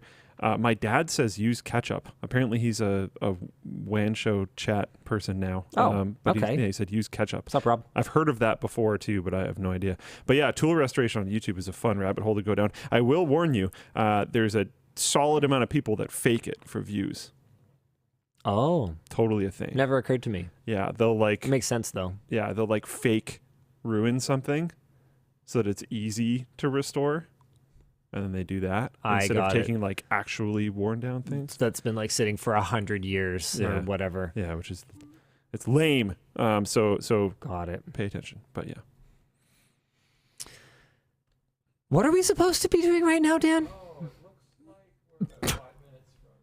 Okay, why don't we do sponsors? All right, the show is brought to you today by MetaDock.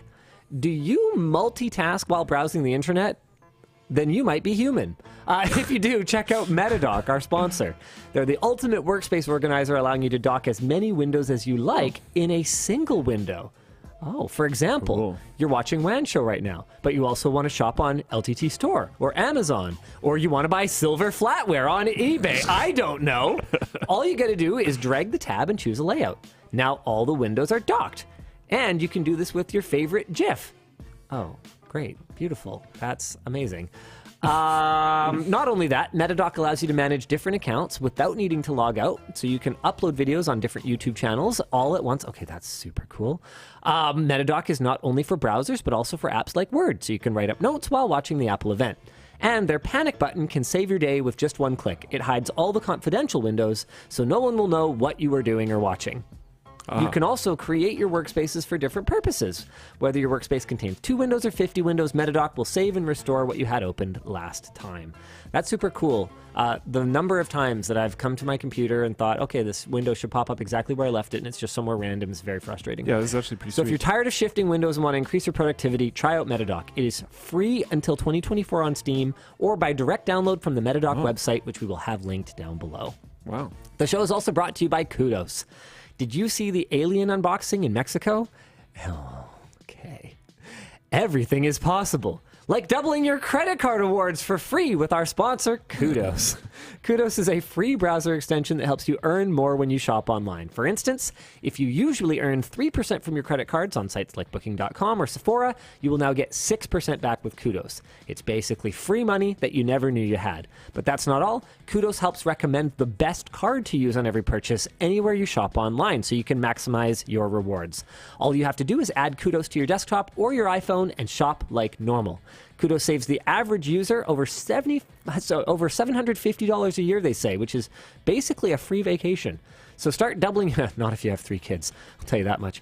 So start doubling your credit card rewards with Kudos by using code WAN and get Kudos for free at joinkudos.com/WAN, which we'll also have linked down below. Finally, the show is brought to you by ROG Hennessy. There's something big that you shouldn't be proud of. Your wallet. It's not only bulky and uncomfortable in your pocket, but it's also visually unpleasing. Get rid of it and meet the RIDGE. They redefined the traditional wallet with compact and stylish designs. Their wallets can hold up to 12 cards, plus they've got room for cash with either a money clip or an elastic band, and they have over 30 color and style variations, so there's something for every taste. The RIDGE and Hennessy Performance are also teaming up again for RIDGE's 3rd annual summer sweepstakes. You can win amazing prizes like a Hennessy Ford Bronco or $75,000 cash. No purchase is necessary, but you get a bonus entry for every dollar spent, or you get up to 1,000 bonus entries for every dollar spent on their custom Hennessy products. Just head over to their website to secure yourself some sleek wallets and fancy key cases, and maybe you'll end up in a Hennessy Ford Bronco Velociraptor in the process. Check out the link down below for 10 free entries into the sweepstakes. By the way, shout out RIDGE for sponsoring what I think is going to be one of the coolest videos we have ever done on the channel. Whoa. We shot it this week. I was talking before the show with Luke. I was saying I was very tired. It was an exhausting all-day shoot and very stressful.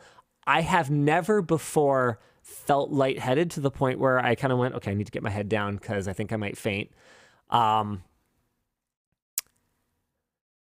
let me put it this way. On a single roll, I had 10 grand riding. Real, non-scripted. This is real shit. On a roll? I came up with this idea, I thought like 6 months ago, but it turns out it must have been over a year ago because I know that it was when I was at the dentist and I was walking over to meet my family for lunch. I walked by one of those mom and pop computer shops. You know the kind I'm talking about, right? Yeah, yeah. Where everything they have in stock is older than my children. Yeah. Right? And I popped my head in and I went, you know what would be like the coolest video ever? Is if we go and we do an archaeological expedition into this shop and find out the stories behind all of these like $60 parallel cables. You know what I'm talking about, right? Like stuff that clearly hasn't had the price updated since it was put on the shelf. The box is caked in dust. The packaging is past yellow to brown. Yeah. You know what I'm talking about, right? And I thought, well, okay, yeah, but we don't want to just go in and like, trash on a small business. What's a way that we could make this a feel-good story? What's the way that we could make this a win-win for everybody involved? And I came up with the idea of buying it all. Why don't we take all their crappy dead stock and give them a completely fresh start? We go in. This feels like a beast move. We go in, we buy every crappy DVI cable, every ancient compact flash card, every expired printer cartridge. We buy it all. But you know me, right? I like to get a deal. So I rolled in with my Ridge wallet. That's why I brought this up. The Ridge sponsored this. So I rolled in with my Ridge wallet, sure. But I also rolled in with a bag of Games of Chance. Oh my God. So the entire video, I basically had him just quote me a price on everything. And then we played games to find out, okay, roll the die. Is it going to be 10% more than what we negotiated? 10% less? Is it going to be the custom side that he created on the die? Is it going to be my custom side on the die that I created? We threw darts, we played marbles, we rolled dice. How many shops did you do this with? Just one shop. Okay. We played a game I invented. But these are all modifiers? Called Stop the Rope. So I put 5 lines on a piece of Ethernet cable. He's blindfolded and he's got his hands like this and the cable's running through. And I basically said, for every line, I will pay 5% more than what you quoted. But if it makes it all the way through, I get 20% off. And he just had to kind of like go on instinct and try to stop it, right? So it's a really fun video. Wow. I'm not going to spoil it, but there were some moments where I was real concerned about how things were going. Sayre says darts isn't a game of chance. I think if you play with me, it is. It basically is. Yeah. When you watch, you'll understand. The darts we were using were from the dollar store. Yeah. And that dollar included the board. And 4 darts. Actually, it might have been like $5 or something, but trust me, it was not just because you play darts doesn't mean you could throw those. This is only vaguely on topic, but in Taiwan, I was walking around with UFD Tech and Jeff from our sales team and some of the UFD Tech people and whatnot. And we came across a darts store, I guess I should say. And the bottom of it was just like a darts shop. And it happened to be that one of the UFD Tech guys was actually into darts. So they were like, sure, bought some or something, which was like cool. I was just stunned that there was a darts store at all. Yeah. And then they were like, okay, do you want to go throw them now?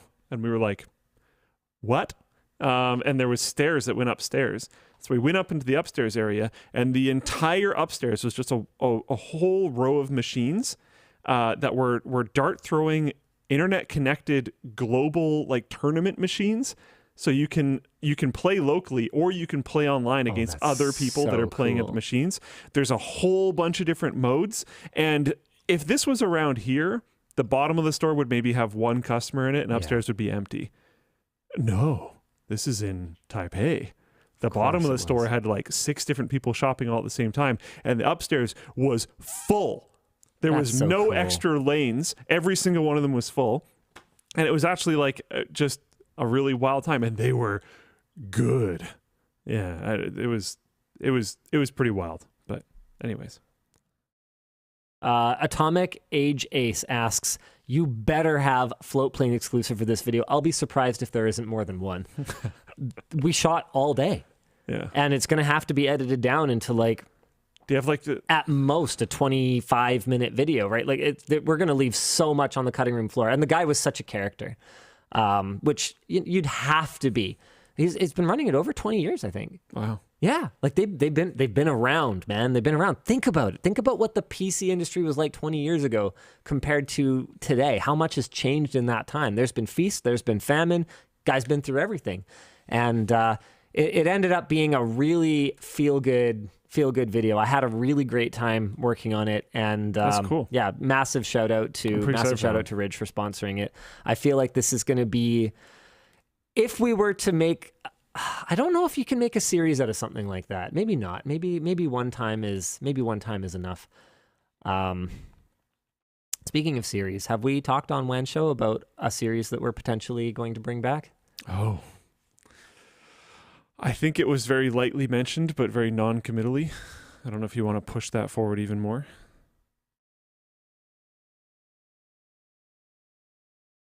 He's deciding. He's deciding live, which is maybe not the way how to do it. But I think me saying that makes him want to do it more.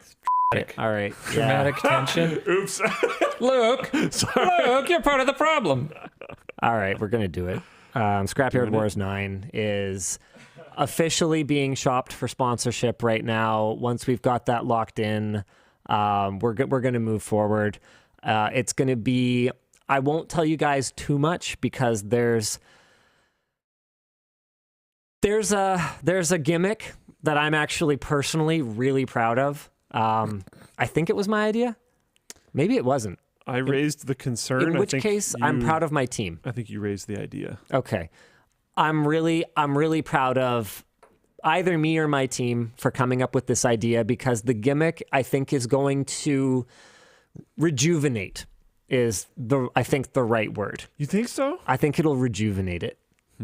I think it's going to be back to basics in a way that you guys are going to be really happy about, but also something new in a way that I think is going to be really fun.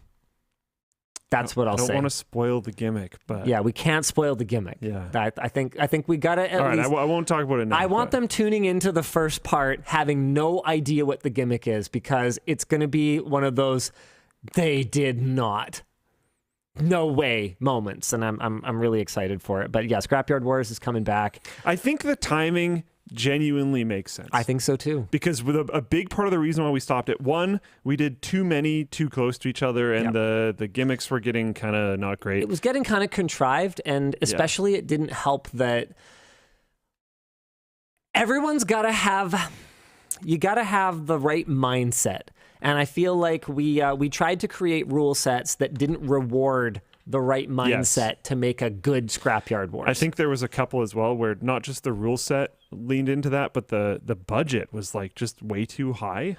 Yeah. Like what made Scrapyard Wars good was needing to be scrappy. And there was a few budgets where it was just like, okay, we're just building computers then. Yeah, exactly. So you need to kind of like fight for it. But then immediately after that, the used market just got horrible. Yeah, it was completely destroyed. There was nothing. Scrapyard, nothing. Just there was like no point. Empty wars, not like not only was there basically nothing available, but the prices on it was like sometimes it was more expensive. Anything to buy capable of an internet connection was suddenly worth $1,000. I'm looking at this, going, well, this is ridiculous. Stupid. This doesn't make any sense. Yeah.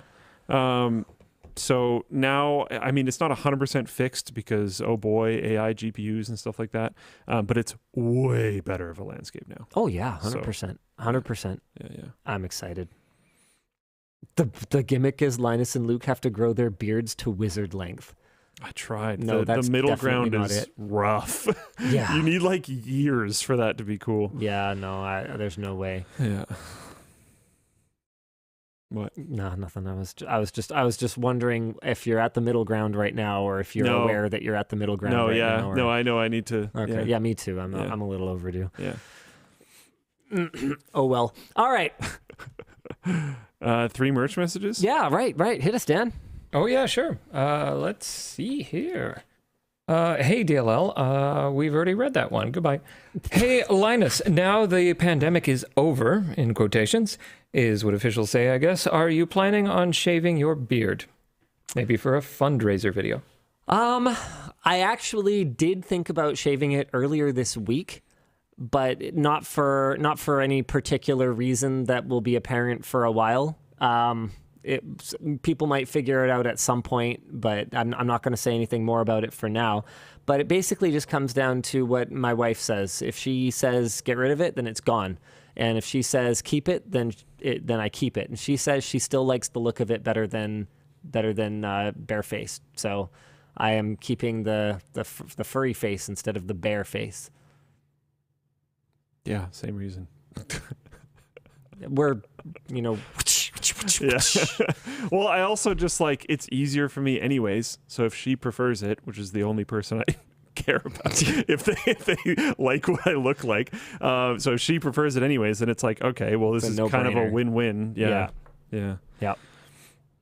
Yeah. Moving on. Next one. Hey, DLL and Bread. What would your reaction be if Apple spent 5% of its cash stockpile to buy Valve, announced built-in Rosetta-like emulation for Steam games on Mac, and announced an Apple iDeck? Disbelief, because I actually think that Valve is probably worth a lot more than 5% of Apple's cash reserves. See, that's the thing. Valve is a private company. We have no idea, except that we know that Valve is a literal money printing machine. Oh, yeah. Oh, yeah. Valve is, okay, what is Apple's cash reserves right now? Hold on one second. Apple cash reserves. Don't forget that Valve takes 30% of sales. Oh, we know. Yeah, well, we know. Yeah. We know. Apple's cash in hand was $62.48 billion. Did you just suggest that Valve could be purchased for around $750 million? Yeah, you better add an order of magnitude or two. Valve we have no idea. That's the thing. But on top of Valve making copious amounts of money, their future outlook is outstanding. If I had an opportunity to invest in Valve, I would. Like, all conflicts of interest aside. This is not investment advice, blah, blah. I'm not a financial advisor, etc. But if I had the opportunity, I would freaking go for it. They have shown time and time again that their moats are impassable. Epic Games couldn't do it. Microsoft can't even put a dent in Valve's near monopolistic position in PC game sales. And now that Valve is building their own hardware platform around it, holy shit. Yeah. People are saying Valve is estimated at $8 billion, but based on what? There's no way. We don't know. There's no way. I guarantee you, if they went open suddenly, their valuation would be way higher than that. There's actually no way. And valuation is not as simple as money in, money out. But that's the other thing.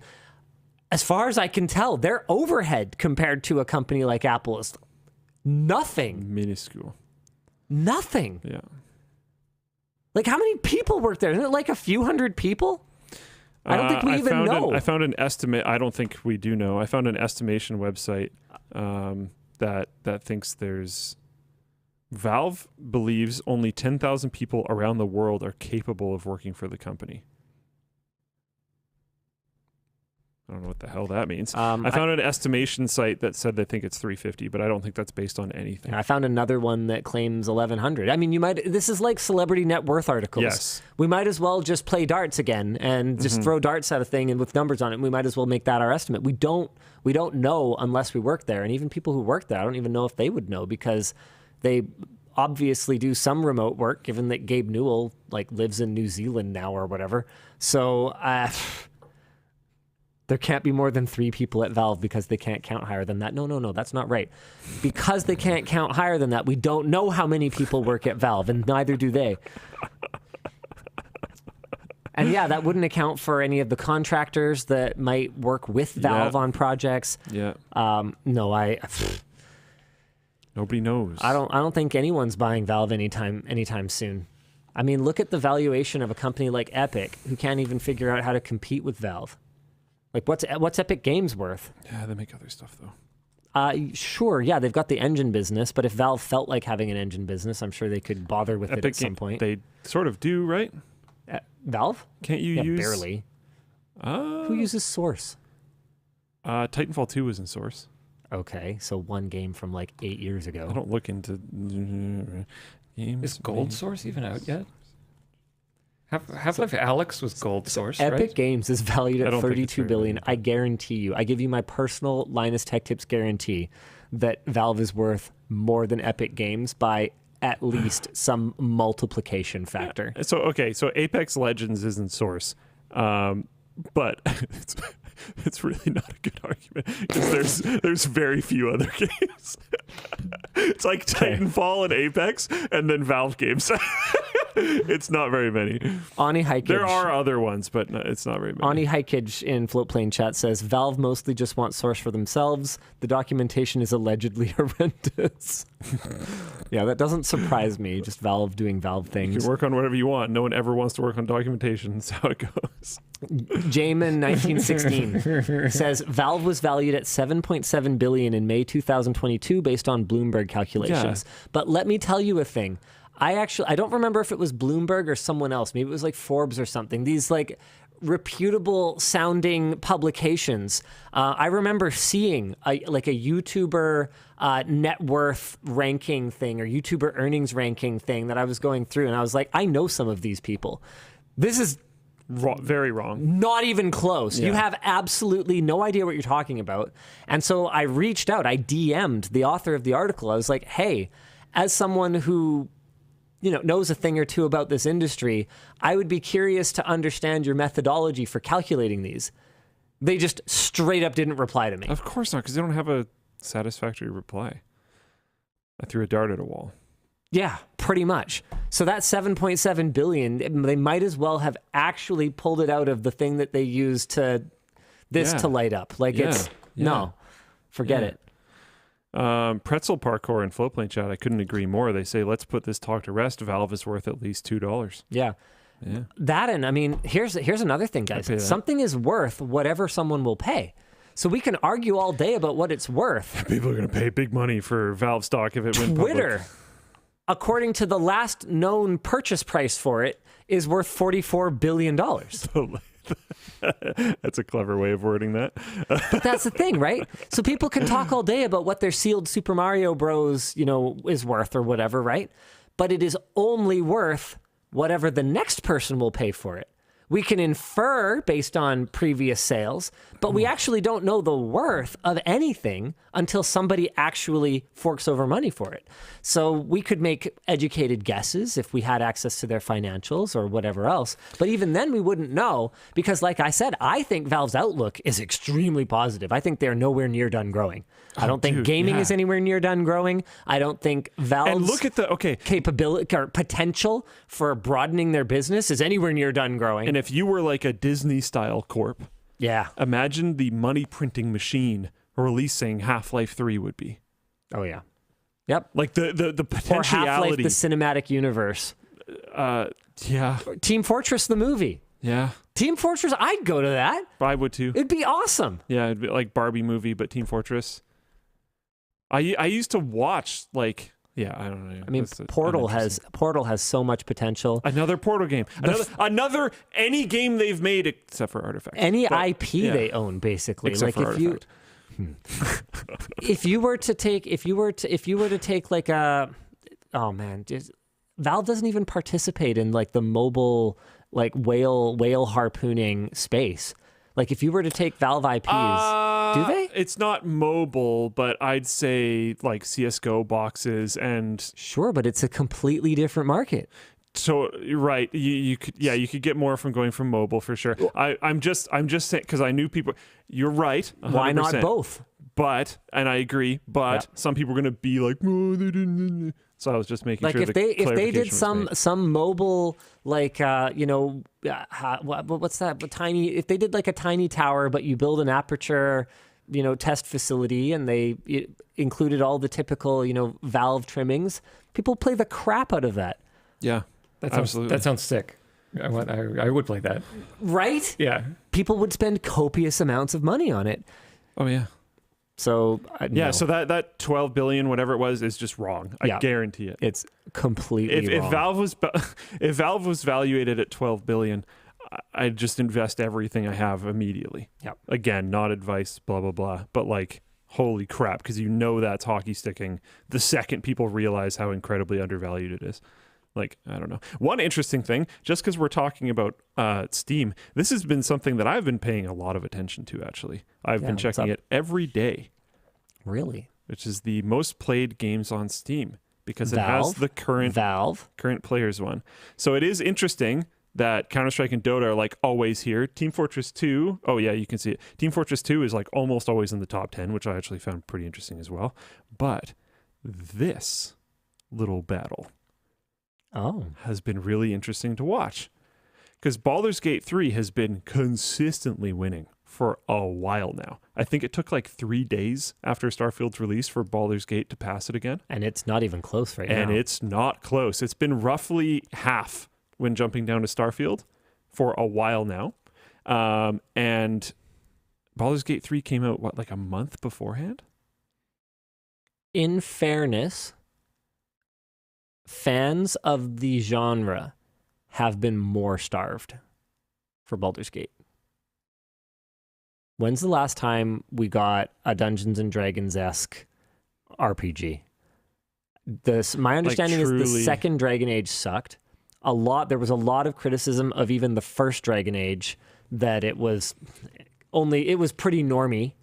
So you'd have to go all the way back to what? Like Neverwinter Nights 2 or something stupid like that. There's a bunch of, one of the reasons there's more indie ones. Mm-hmm, mm-hmm. But like... And like you could say Divinity Original Sin 2. Okay. But not really. Is it kind of like Dragon Age Origins? I haven't played that one. So is it kind of like Dragon Age? Where it's like kind of-ish? Yeah, yeah. Whereas like hardcore D&D freaking rules. I want my dice rolls. It's been a long time. Yeah, I think so. And that space has grown exponentially since then. And okay, a whole bunch of people are jumping on me. I didn't say any of the reasons why. I've just been saying it's been very interesting to me. People are saying it's on Game Pass. Game Pass isn't going to show up on Steam. Yeah, I know. I agree. I just find it very interesting. That's all. And the thing too to understand is we're looking at an apples to apples number, right? Luke is comparing the Steam numbers to the Steam numbers.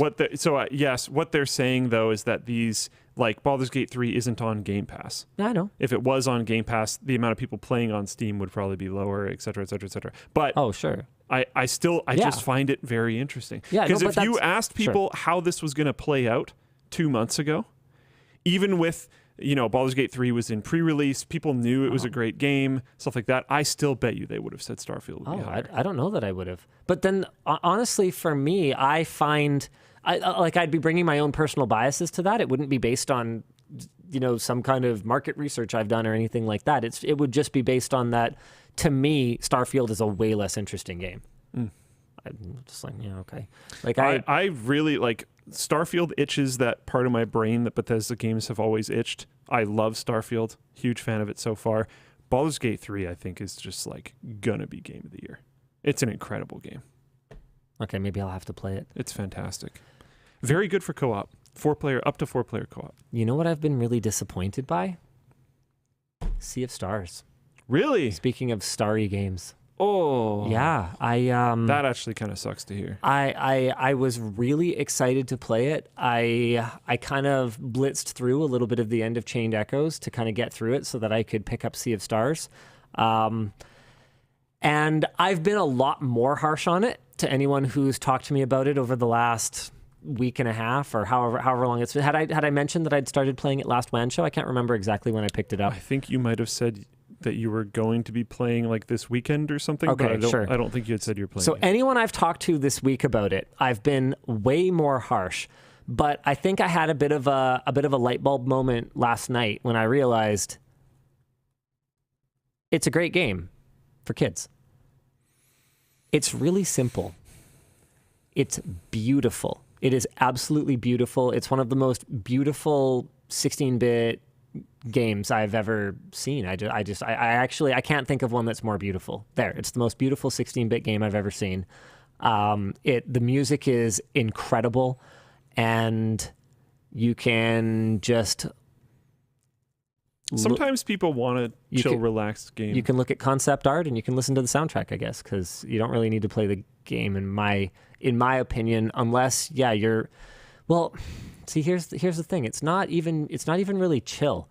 I actually find that it requires a significantly higher degree of user intervention and attentiveness than something like a classic Final Fantasy game or something like a Chained Echoes, which conveniently I just played. So I'm doing kind of like a side-to-side comparison here, because the combat is very QuickTime event heavy.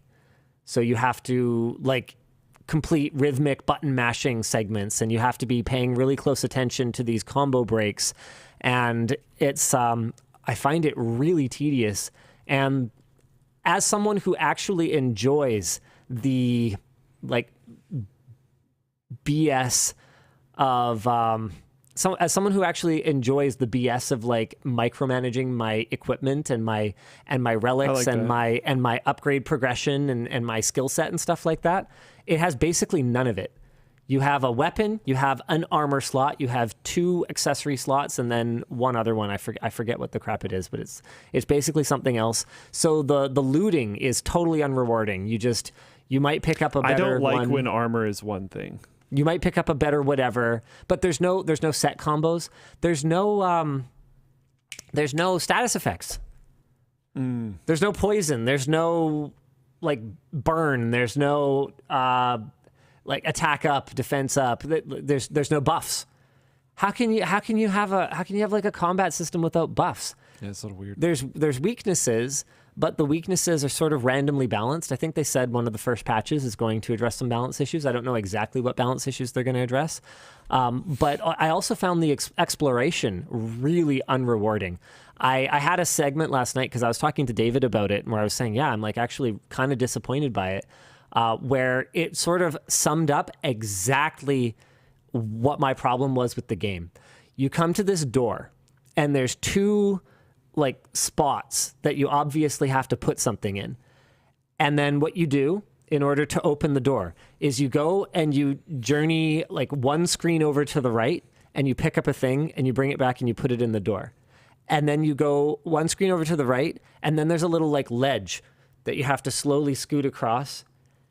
And then you get to a thing, and then you jump down a thing and you pick up a thing, and then you bring it back and you put it in the other side of the door. No puzzle. No fight. I have a just wasting my fucking time to open the door. I'm going to avoid saying what it is because discussing it too directly is going to be a big spoiler for Starfield. But there's a thing that you end up needing to do multiple times, which it's it's supposed to be this big epic moment. Yeah. Because of how the audio works and all this other kind of stuff, and you have to do it multiple times. But it's identical every time, and the first time you do it, you're like, "Whoa! What's the puzzle I'm gonna have to do, or something like that?" Yeah. And then it's just incredibly brain dead simple, and also very tedious. And then you have to do it every single time, and it's oh man, okay. Yeah, people are already saying there's a mod for that. There is, but there shouldn't be. Yeah, I'm really glad you brought that up, because I got my first ultimate move in Sea of Stars, and 2 weeks ago, I would have said, I can't think of a single person who watched the summons in Final Fantasy VII and thought, what a great gameplay experience. He's mentioned this. I've never played Final Fantasy VII, but I know that apparently I'm going to hate the summons if I ever do. But I can think of one person whoever the creative director is for Sea of Stars, because I kid you not, once you press Ultimate, you can basically like put down. I'm playing on the ROG Ally, so you can put down your game console, you can put down your controller, you can like go grab a bag of chips or something or a drink from the fridge, and come back, and it might not be done yet. It is so long, and as far as I can tell, it's not skippable. Just stupid. Yeah. Just bad design that was bad when Final Fantasy VII did it like 20 years ago. When did Final Fantasy VII come out? Actually, like 20 years ago. And so I my thing with Starfield and Baldur's Gate 3 right now is I love both of them. They're both amazing games. Starfield, I could talk about my criticisms of it for a day. Baldur's Gate 3, I have one singular criticism for it. One. And it's like definitely not game breaking. I think it would just make the experience a little bit better. And honestly, they've talked about how like people are begging them to release DLC for it because it's just such an amazing game. They want more content. Yeah. And they could totally like bring it into one of those if they wanted to, but they also games as a service or whatever seasons need to. Oh no, I'm saying like this feature that I want. Basically, the only thing that I don't like about Baldur's Gate 3, and this was brought up by Ploof, and I had already had this like feeling, but he described it better. But when you're running around with your characters, you have 4 characters if you're playing single player. And then you have however many people following you that you don't have players if you're playing multiplayer. Or if you're playing full multiplayer, you just have your 4 people. But the person that starts the event or conversation or whatever thing pulls you into the like, you have to do dice rolls and conversation stuff thing, whatever character is there first is the one that has to deal with the entire thing. But if you're thinking about it, if you're in like a party in an actual D&D game and your whole party is standing there and there's like someone pinned under a tree, you would use your strength character. But in Baldur's Gate 3, if it was your like low strength intelligence character that runs up first, then they're the person that has to do the check. Or they're the person that has to handle the conversation or whatever else. So it would be cooler if, as long as they were in some amount of reasonable range, because you can split the party. So if the party split, this shouldn't work. But if the party's all together and close, you should be able to use whoever your best correct person in your party. That would be cool. But also, it's pretty unimportant. Yeah. And it's so unimportant that I didn't even like fully flesh out the thought that I didn't like that part and was just like, this game's amazing. Because it's like not really that big of a deal. Because the way that I do it is I just lead with my charisma character if I'm in a town. And I just lead with my like tankier characters if I'm not in a town, and it mostly solves the problem. Basically, you just got good. Basically. And everyone else should just get good. Pretty much. Toxic gamer moment right here. This guy. But they could like, yeah. All right. Want to hit us with another merch message? Someone said, you can change, can't you? Yeah, I might also just be a noob. I don't know. But that's my only criticism. Get gooder than Luke. Yeah. Basically. Yeah. Hello, WAN.dll. Does Linus or Luke think we will ever see a game console that has upgradable graphics card? Nintendo technically did that with the N64. No. It wasn't a graphics card. Well, it did augment the graphics subsystem. Okay. It wasn't a graphics card, though. Was there a PCB in it? But it wasn't. Just answer the question. Technically, yes. Okay. Then was it a graphics card? What specifically was it? It was just memory, right? I don't remember. Doesn't matter. Nintendo. Was it a graphics card? No. I mean, did it have a PCB in it? Pack. I'm going to try to find it. Did it have a finger connector? Hold on. All right. Yeah. Just why don't you just look it up? Fine. Just look it up. Okay. World's first eGPU. I'm trying to remember what it was. I could just be totally wrong. The Nintendo 64 expansion pack was an add-on for the Nintendo. Whoa, what just loaded? Get wrecked. A giant ad that scrolled the entire page and moved the thing I was reading completely off the page. Well, better than a giant subtract. That was Then you'd be left with nothing. The Nintendo 64 expansion pack was an add-on for the Nintendo 64 that doubled the amount of RAM the N64 had to 8 megabytes. Nice. Yeah. This allowed for greater resolution, longer draw distance, and more detailed graphics. But it's just more RAM. Okay, fine. You win. Yeah. Memory expansion. So then Star Fox for Super Nintendo Is it a graphics card? Yeah, because those. I thought it, Oh God! I wish I thought of that. Oh, that's good. I don't know. I was mostly just bugging you. We should do one more merch message because I haven't even told people what the new stuff on the show is. We haven't even shown the reversible bomber jacket and the Merino T-shirt yet. Oh, it's reversible? Yeah, it's reversible. I saw that there was an orange one. I thought it was just a different product. Nah, dog. That's cool. Okay. I haven't seen these before. Do you want to check it out? Yeah, sure. All right. I wouldn't let Luke look at it before the show, so he gets to experience them now. Oh, hi. Oh, there we go. He's trying. He's really good at this. So it's like a sort of slightly puffy bomber-style jacket. There's ever so subtle orange accenting on the LTT on the front of it. You can barely catch it from the side. It's on the edge a little bit. Yeah, so you can see it slightly better there. Yeah, it's pretty cool. But I like that it's subtle. And it's, it's kind of hard. You're not able to really stand up, so you can't really, okay, sure, yeah, you can kind of see the bottom. And then go ahead and reverse it. The reverse side is super cool. Okay, hold on. This one, if you're wondering about fit, this one's a little big on me because this is a 2XL and I'm normally a 1XL. Oh, okay. Sorry, I guess they brought you the wrong stuff. I'm just saying because people are seeing it, so I want to make it clear that you are clearly new to reversible garments. You got to pull the sleeve I don't think I've ever had one. while you take it off. That's the key. That's the trick. Now let's see how many people notice this. I'm really excited for this. The tag, by the way, that is on the outside right now is a removable tag. It just rips off. Okay. Let's see how many people notice. Just give them. It's more orange in person. I will say that right now. Dan, is this color accurate? This display here? oh my God.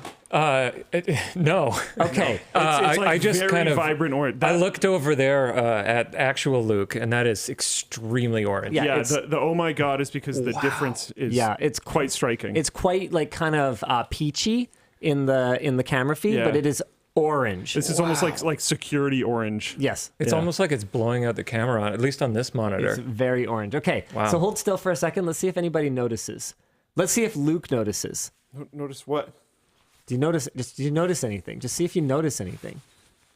Or is the stitching LTT? Yeah. Or something? Oh. The whole thing is LTT. I couldn't actually tell. Oh, I can see it now. On the sleeve, there's a T. Yeah. Cool, right? This is a ridiculous company. Yeah, I know. Who thinks of stuff like that? That's nuts. I actually don't remember who thought of that, but I think that's pretty What cool. the heck? brilliant idea. Amazing. Oh, I can see it. Yeah, now that I actually look at it, I can see it. Yeah. Wearing it is a little hard. Oh, you can see it on the sleeves though. Yeah. Yeah. So I actually like the quilted appearance. I don't know if that's the right term, but yeah, it's like a puffy kind of it looks all right. Yeah, so that's available on the site right now, and we are also launching our Merino T-shirt. So this is a wool T-shirt. The benefits of Merino wool are several. Let's see if we go to... Yeah, here we go. All right, here, we'll just flip over to the site here. Our LTT Merino wool T-shirt, where comfort meets performance in one extraordinary tee. It's comfortable, light, and keeps its shape with excellent moisture-wicking properties to keep you feeling fresh, even in a hardcore COD session. Merino wool also helps with temperature regulation and minimizes odors. It's kind of an amazing material. I've wanted to do something with merino wool ever since I got my merino wool socks that I absolutely love. It's a super simple tee. It's black, but it is merino. It is indeed a T-shirt that is black. Yep. There's the only logos down here. Yeah, that's a tiny little logo. We're trying to keep things subtle, right? Like even the bomber jacket. It's like, yeah, sure, it has LTTs all over it, but if you don't know what you're looking for, you might never actually notice it. Yeah. LTT has become a clothing line that sponsors a tech hobby. What a dream come true. I know, right? Someone said, do you actually do big sizes now? We don't do tall. Not yet, but we're working on it. Yeah. Yeah, we are. Work harder on it. Yeah, I know. Well, part of the problem is that one of our fit people who's really, really great was not in office for a very, very extended period of time. I can't give you guys any personal details or anything about it. It's a good thing. It's a happy thing, but they were not in office for a very, very long time. This is nice. And they are very much in office now and very committed to getting our extended sizing going. So I'm really excited. All right. Yeah, so it's nice. It's It's not cheap. It's a $60 shirt. Merino wool But is when like you that. go ahead, price compare. It's our shirt, so you know the fit's gonna be awesome and it's gonna be comfortable. It's gonna be Fit feels the quality's nice. gonna be great. For some people. So it's our shirt. Yeah, well, until we get We to need tall tall sizes, but it's our shirt, so you know it's gonna be good, and it's merino, so you know it's gonna be merino. So there you go. All right.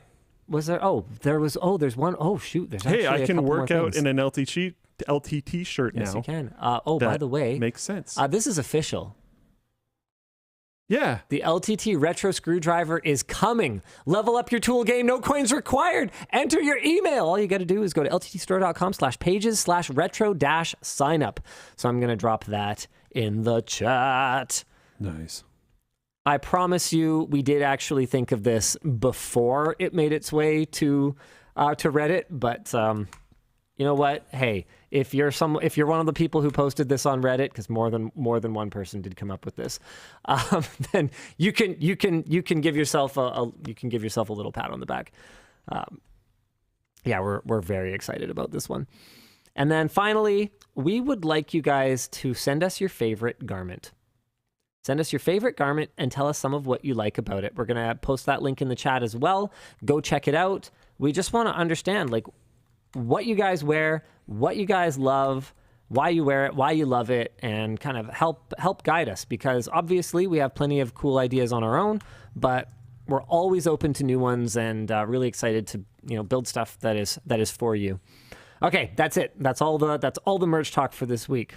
Yeah. Were we doing one more though? I think that was. Oh no, I think Dan put up 2 to 3 more topics. So why don't we Okay. talk about California passing right to repair? Hey, let's go. Yeah. California is now the 3rd U.S. state to pass right to repair laws for consumer appliances and electronics, alongside New York and Minnesota. To be clear, it's not a law yet because it has yet to be signed by the governor, but he is a supporter of the bill and therefore will likely do so. The California bill requires that manufacturers retain repair parts, tools, manuals, and software documentation for at least 3 years post-production for products that are sold for between $50 and $100, and up to 7 years for products over $100. It also bars manufacturers, so they cannot do it, from charging independent repair technicians more for repair materials than they would their own repair network, although I can already see how that might have some loopholes open in it for abuse. There are still a few carve-outs. The new law won't stop manufacturers from creating software blocks to prevent third parties from fixing devices. Okay. Or from combining single parts into complex assemblies, which we have encountered before. I don't know if you remember this part of the iMac Pro saga, but part of the reason that a replacement motherboard was so expensive was because Apple considered a motherboard plus the CPU plus RAM. I don't remember if it was the cooler as well, but the motherboard was an assembly with the socketed CPU. How does that make any sense? Anyway. Right to repair advocates have been pleased overall, though, with the language of the new bill, but expressed concern about the involvement of Apple, who is a major backer of the bill. In a letter to the bill's sponsor, Senator Susan Eggman, Apple said that its support was contingent on continued protection of its intellectual property and certain restrictions on third-party repair shops, like not permitting them to turn off its anti-theft remote locks and requiring them to disclose to customers when they use third-party or secondhand parts. I mean, both of those things are fine, but we know for a fact that Apple has other less fine restrictions that they place on third-party repair shops. According to Eggman's chief of staff, Apple was involved early on in the development of the bill and participated in a very constructive manner. Okay. Yeah, interesting. Every time there's something passes for right to repair, there's a lot of asterisks. Cool. Apple has publicly framed its involvement as a way of maintaining its products' longevity and their value over their expected lifetime, as well as increasing its customers' access to safe, high-quality repair options, while also protecting their safety, security, and privacy. That's a very PR statement. That means that they might have. All right, bad. I haven't read the bill, but I'm a lot less excited about this than I was before, because Apple would go as far as to re-engineer the functioning of an SSD to make sure that you can't upgrade any other stuff in your system without losing all your data. That's actually the way that they behave. So Cool then.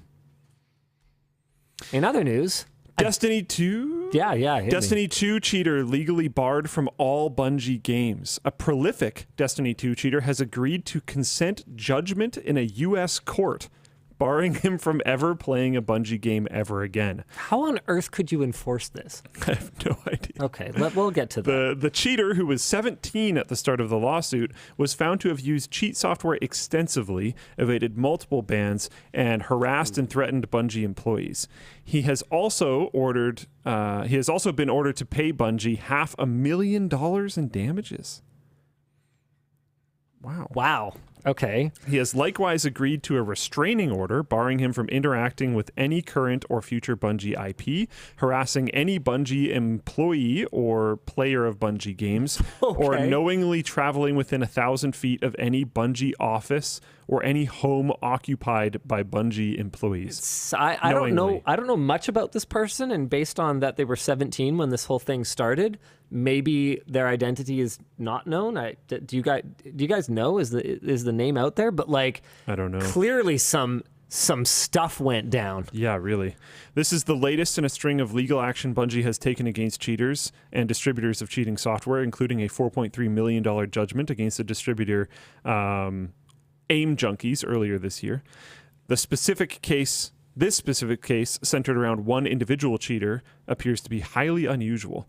However, some modders have expressed concern about the basis of which the decision was made. The $500,000 fine is in fact composed of 100 fines worth of $2,000 each for individual acts of ban evasion. 100 ban evasion fines? Holy. Okay. So I think the prolific part was quite genuine, as well as a $300,000 fine for multiple instances of copyright infringement. This larger fine was based on the argument by Bungie that the cheater's use of code injection and graphical overlays qualified as creating an unauthorized derivative work in violation of federal copyright law. Okay, I don't know if I like that precedent. Maybe for multiplayer games. No, because Minecraft does that kind of stuff. Well, now hold on a second. See, yeah, that's the thing. On the one hand, if there was a legal framework for pursuing individual cheaters in games, if cheating in games suddenly became illegal, that's sweet. I actually I might be okay with that. Yeah, bring out the hammers. Because on the one hand, yeah, there's a lot of casual competition, but it's like, yeah, but fair enough then. Play a casual game with your friends. Play a custom game where everyone is on the same playing field, and then it's fine. But people don't treat gaming like that. Often, to a large degree, people do not treat gaming like just a casual thing where, you can just no clip and wall hack or whatever, right? So in much the same way that they regulate professional sports, I don't see why cheating in games shouldn't be a thing that, is punishable. However, this is running anything alongside the game suddenly being a derivative work, because remember, the law is a lot of the time centered around precedent, right? Not necessarily the original wording. This seems really dangerous.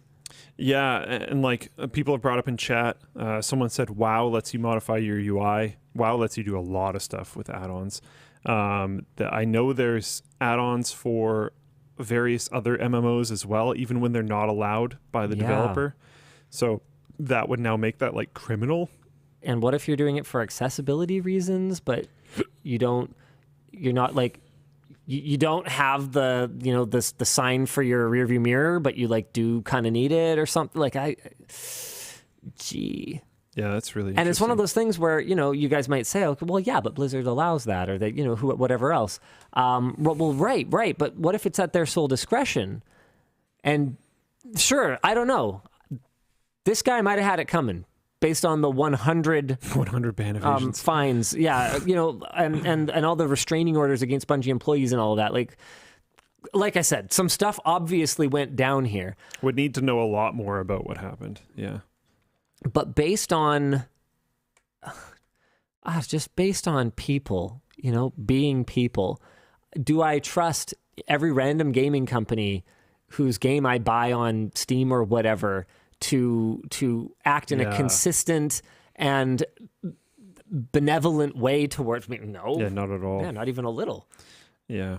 I like the idea of being able to crunch down on cheaters in multiplayer games. But I'd be highly concerned about how this could be used outside of that. Okay. We need to revisit something I said before. Rolled Gold in Floatplane Chat says, cheating in a professional sport / game should be illegal, but in casual play, making it illegal is going too far.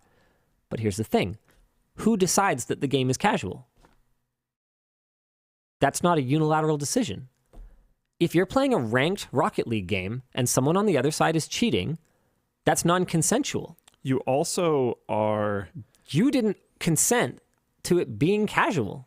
You're trying to play the game in a ranked setting. And how do you define casual or competitive? Some people are talking about Tarkov in here. Tarkov doesn't have a competitive mode. Tarkov also doesn't have a casual mode. I think Tarkov is implicitly Tarkov is... competitive. I think so as well, but it's not technically ranked. You just mentioned ranked. There's no rankings. Sure, it's but just like everything is very ranked. serious. Okay. And honestly, as someone else also said in Floatplane Chat, the amount of cheating in Tarkov ruined the game for me, and now I don't play. So you can it can directly, even if it's a casual game, if you're playing Warzone is ranked. If you're playing casual Counter-Strike, that is a thing. If you're playing casual Counter-Strike, and every game you jump into, there's spin botters just auto killing everyone on the map, you're not going to want to play the game anymore. You're not going to recommend it to anyone. It's a bad experience. Yeah, I think making the argument that cheating is theft is one that you could make your way to. Not everyone's going to agree with you. Is it theft? Well, it is the loss of earnings. So it's some you're going to have to come up with a name for it. Yeah. But it's definitely something that they might have had that now they don't have anymore. So is that theft? Yeah, probably not by definition, but it's harmful. There. It's harmful. Someone said it's more like vandalism. Sure, which is also illegal. Yeah. Yeah, vandalism. Who said that? That's a really good Ramen Robot. good take. I've got people talking about how there is a casual mode for Rocket League. Well, sure, fine, cool. But cheating, that still sucks. It still sucks. But if casual mode was allowed cheating, well then yeah, sure, fine. Then everyone can just play it and everyone can just have their trainers on or whatever they call cheat clients these days. Yeah, no, I'm split on this one. I don't know. I'm not a huge fan of the precedent being set here, even though obviously some stuff went down. Yeah, I think the precedent is very concerning. But again, we need to know more about the case. I am overall supportive of cheaters, especially those commercially benefiting from cheating, being punished. I think it's not cool.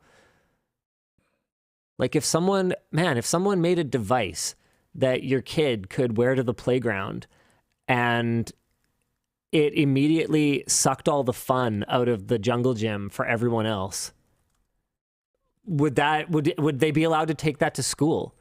Would those devices get banned if they just, if it was like a Dementor, hit everyone else on the jungle gym and it just completely removed the fun from their activity?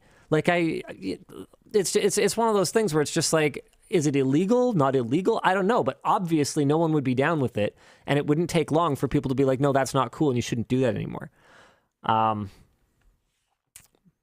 for some reason, because we don't have to be face to face with people, cheating just keeps happening. Of course, we're not qualified to talk about it. We can discuss our feelings on a matter. Yeah, any gamer is qualified to talk about cheating. Yeah, we're not trying to say we're legal experts. Like, nope, I have never said that. Chillax. Yeah.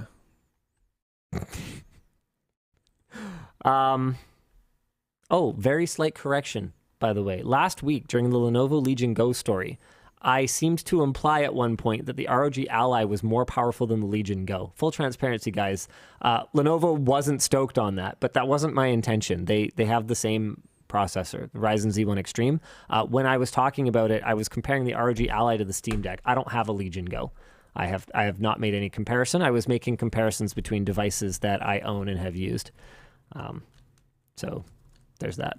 Also, I think there's an assumption among some people that we mean that this should result in jail time. No, lots of things are illegal without resulting in jail time. Like, you're not allowed to park anywhere you want, but it's like, it's a fine. It's not jail time. It's a level of enforcement.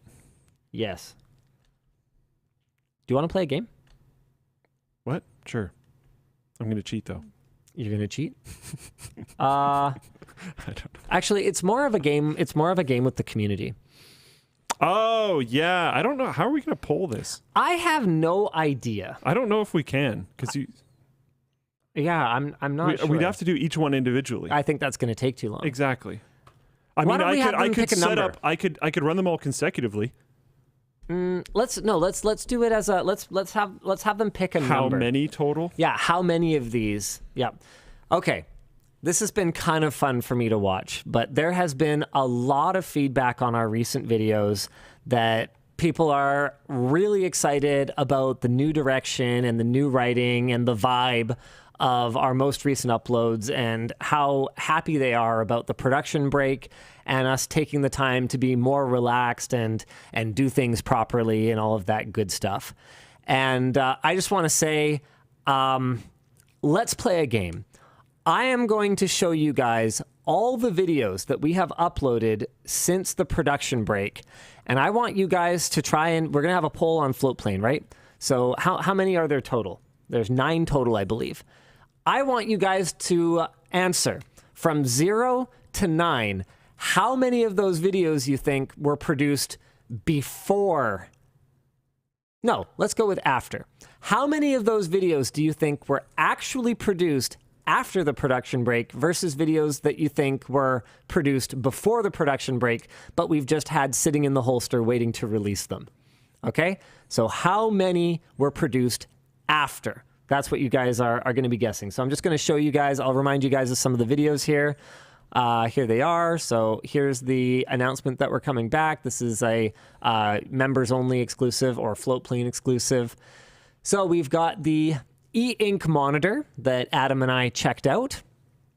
Weird. That one doesn't show up in the screenshot on here. Oh. So are there 10? What the heck? There's 9. There was on here. There's 9. Yeah, it's right there. Yeah, but there was one. Oh, that's because that's not logged into memberships. So we're ignoring the members-only one. Okay. So Okay. yeah, I'm doing 1 through 9. Yeah, the next one is You'll Own Nothing and Be Happy, which is kind of a discussion of hardware DLC. So it's an Intel CPU that you can unlock hyper-threading and some extra cache. There's the All TeamU, which I've been informed I pronounced wrong, but I don't care because they don't matter. Yeah, just don't shop there. The All TeamU gaming setup, which was a really fun video, by the way. There's the Apple Newton. So we did a bit of a retrospective on Apple's Palm Pilot competitor. I'm posting the poll now because people are spamming freaking numbers in Floatplane chat. It's annoying. There's the AMD Radeon RX 7700 and 7800 XT review. There's another Floatplane exclusive. Oh, I love that. We put the Floatplane watermarked thumbnail on YouTube. There's the Soviet era gaming mouse. This one was really fun. We bought a mouse from like 1992 or something like that. We're not counting the Floatplane exclusives. We're not counting those. Chad is a little confused tonight. That's okay. Yep. There's the Sonos upgrade. So Alex and I did a bunch of cable management and moved everything from a horrible mess on the floor to the wall. There's, that one's exclusive as well. Sorry. There's the Apple iPhone 15 announcement. There's 10 reasons I daily drive a foldable. So all the ones that I listed, that's the 9 videos that are included. So I am very interested to see the poll. I also need to double check the initial results are mostly like everything 5 and beyond is like below 5% or at 5%. 4 has like roughly 12 or 13. 3 has roughly just below 30. 2 has just above 30. And 1 is floating around the 15-16% mark. Obviously, votes are still coming in. We'll see how that lands. But usually within the first like minute, things are pretty close to how they're going to end up. I have to be honest with you. I actually can't really tell the difference between them, and there's one that I need to check. That's kind of funny. Let me just check something really quick. I can't remember. Sometimes the days are just a blur. No, I'm pretty sure. Okay. The answer is, and here, let me pull up the poll results. Ariel from the labs team. Ariel? But yes. My bad. Said, what are we counting? Written versus shot? Shot. Yeah. Yeah, there's I don't think there's anything that was actually written pre and then shot post on this list anyway. All right. The answer is 3. That had, as of right now, which people are now going to know. So, yeah. But as of right now, that was tied for the second highest amount with 29%. So this one had a lot of really positive comments about how, our tone was like totally different and totally new. This was shot and almost completely edited before the production break. This one, people didn't really talk about too much. This one, I saw a lot of comments about how, Linus seems like he's pulling his punches or holding back or something. This was shot and edited before the break. We made a couple small changes because we had a bunch of extra time, but it was largely produced. I saw some of the comments on that about how he's really trying to be more careful about things now, and it was definitely before everything happened. The Apple Newton was actually shot the night before LTX. I saw a lot of people talk about how we didn't seem rushed. This was one of the most rushed shoots we've ever done, which is really cool. This was an embargo product. So this one was done very recently. The Soviet era gaming mouse. I saw so many comments about how this was, obviously we were taking it to another level. This was edited after, but written and shot before the production break. The Sonos one. This one was actually shot recently, if I recall correctly. This is the one that I was not 100% sure on, but I'm like 99% sure. The Apple announcement. This was done. Obviously, the day that Apple released it, and then 10 Reasons I Daily Drive a Foldable was shot before the production break. J21234 says, it shows how little we know and will ever know about the internal workings of LMG. Yes, it does. I like to think I'm pretty transparent with you guys. But there's a lot that I cannot say. And there's a lot that it doesn't make sense for me to say. If something got screwed up, for example, in a way, it's a catch-22 for me. If I say, yep, that's on me, then I look incompetent. If I say, that mistake was made by X, then I look like I'm putting down a member of my team. There's no way for me to win. But that comes with the position, right? Is that I know. You got to take some hits. And you don't. And all I would ask is that you know that you don't know. All right. Let's talk about the Framework gaming handheld, because this is so cool. Oh my goodness, this is so cool. Incredibly well done considering the time frame on this. I know, right? What the heck? Okay, so what I would like to do, because we don't want this to turn into, a React situation where we are cannibalizing the original video. Yeah, you need to go watch the whole thing. Hold on. Oh, shoot. Oh, yeah. Okay. No, this timestamp is fine. I have it started here. Do you want this? No, I'm good. Okay. So I'm going to start by dumping links into the chat. I want you guys to all go there now. Yeah. And we can kind of watch it together. Or you know what? I'm not even going to watch it. I'm going to dump this in the chat. Or we can just talk about it. And then we're going to talk about it. But I do want to at least show the people a still or two from the video. So I'm gonna scrub it a little bit. But it's 2 minutes long. You guys need to watch this. It's so cool. This is just a tiny channel. Pitstoptech, 163 subscribers. It was 2 when I looked. Not so people are jumping on. Not 163,000. 163. Okay. World's first fully modular handheld. Description of the video says, project I've been working on that I'm very passionate about. A fully upgradable gaming handheld where you can upgrade the battery, main board, CPU, RAM, storage by utilizing Frameworks modular components. I will be selling it soon as a DIY kit. I didn't know that. That's so cool. for those that want another way to reuse or buy new their framework components. That is so sick. I'm so happy that they're doing that. This is super cool. That's now, fantastic. Obviously, I have some concerns about weight. I think, what is it, a 60 or 70 watt-hour battery or something like that? 61. Yeah, okay. So 61. She's going to be a heavy boy, and those bezels are decidedly last gen. Look, I don't want to pretend that this is a miracle device or anything like that. But if for the use case that this person described in the description, if you are updating your like laptop anyways, and you can just now have a portable computer. Isn't this cool? That is so sick. It's such a cool project. The components they used were an Intel 12th gen mainboard with 16 gigs of RAM. They've got a 512 gig SSD in there, though it's a framework, so you could put whatever SSD you want. 55 watt-hour battery. There you go. That answers that question. 7-inch Full HD touchscreen, fully featured USB-C port, because it's a framework mainboard, and then high-speed Wi-Fi and Bluetooth. When Asus was here showing me the ROG Ally for the first time, I said, guys, have you given much thought to repairability and upgradeability? And, obviously they were aware of what Valve's doing with the Steam Deck, and they are sort of, not everyone at Asus probably is, but, some people there were aware of framework.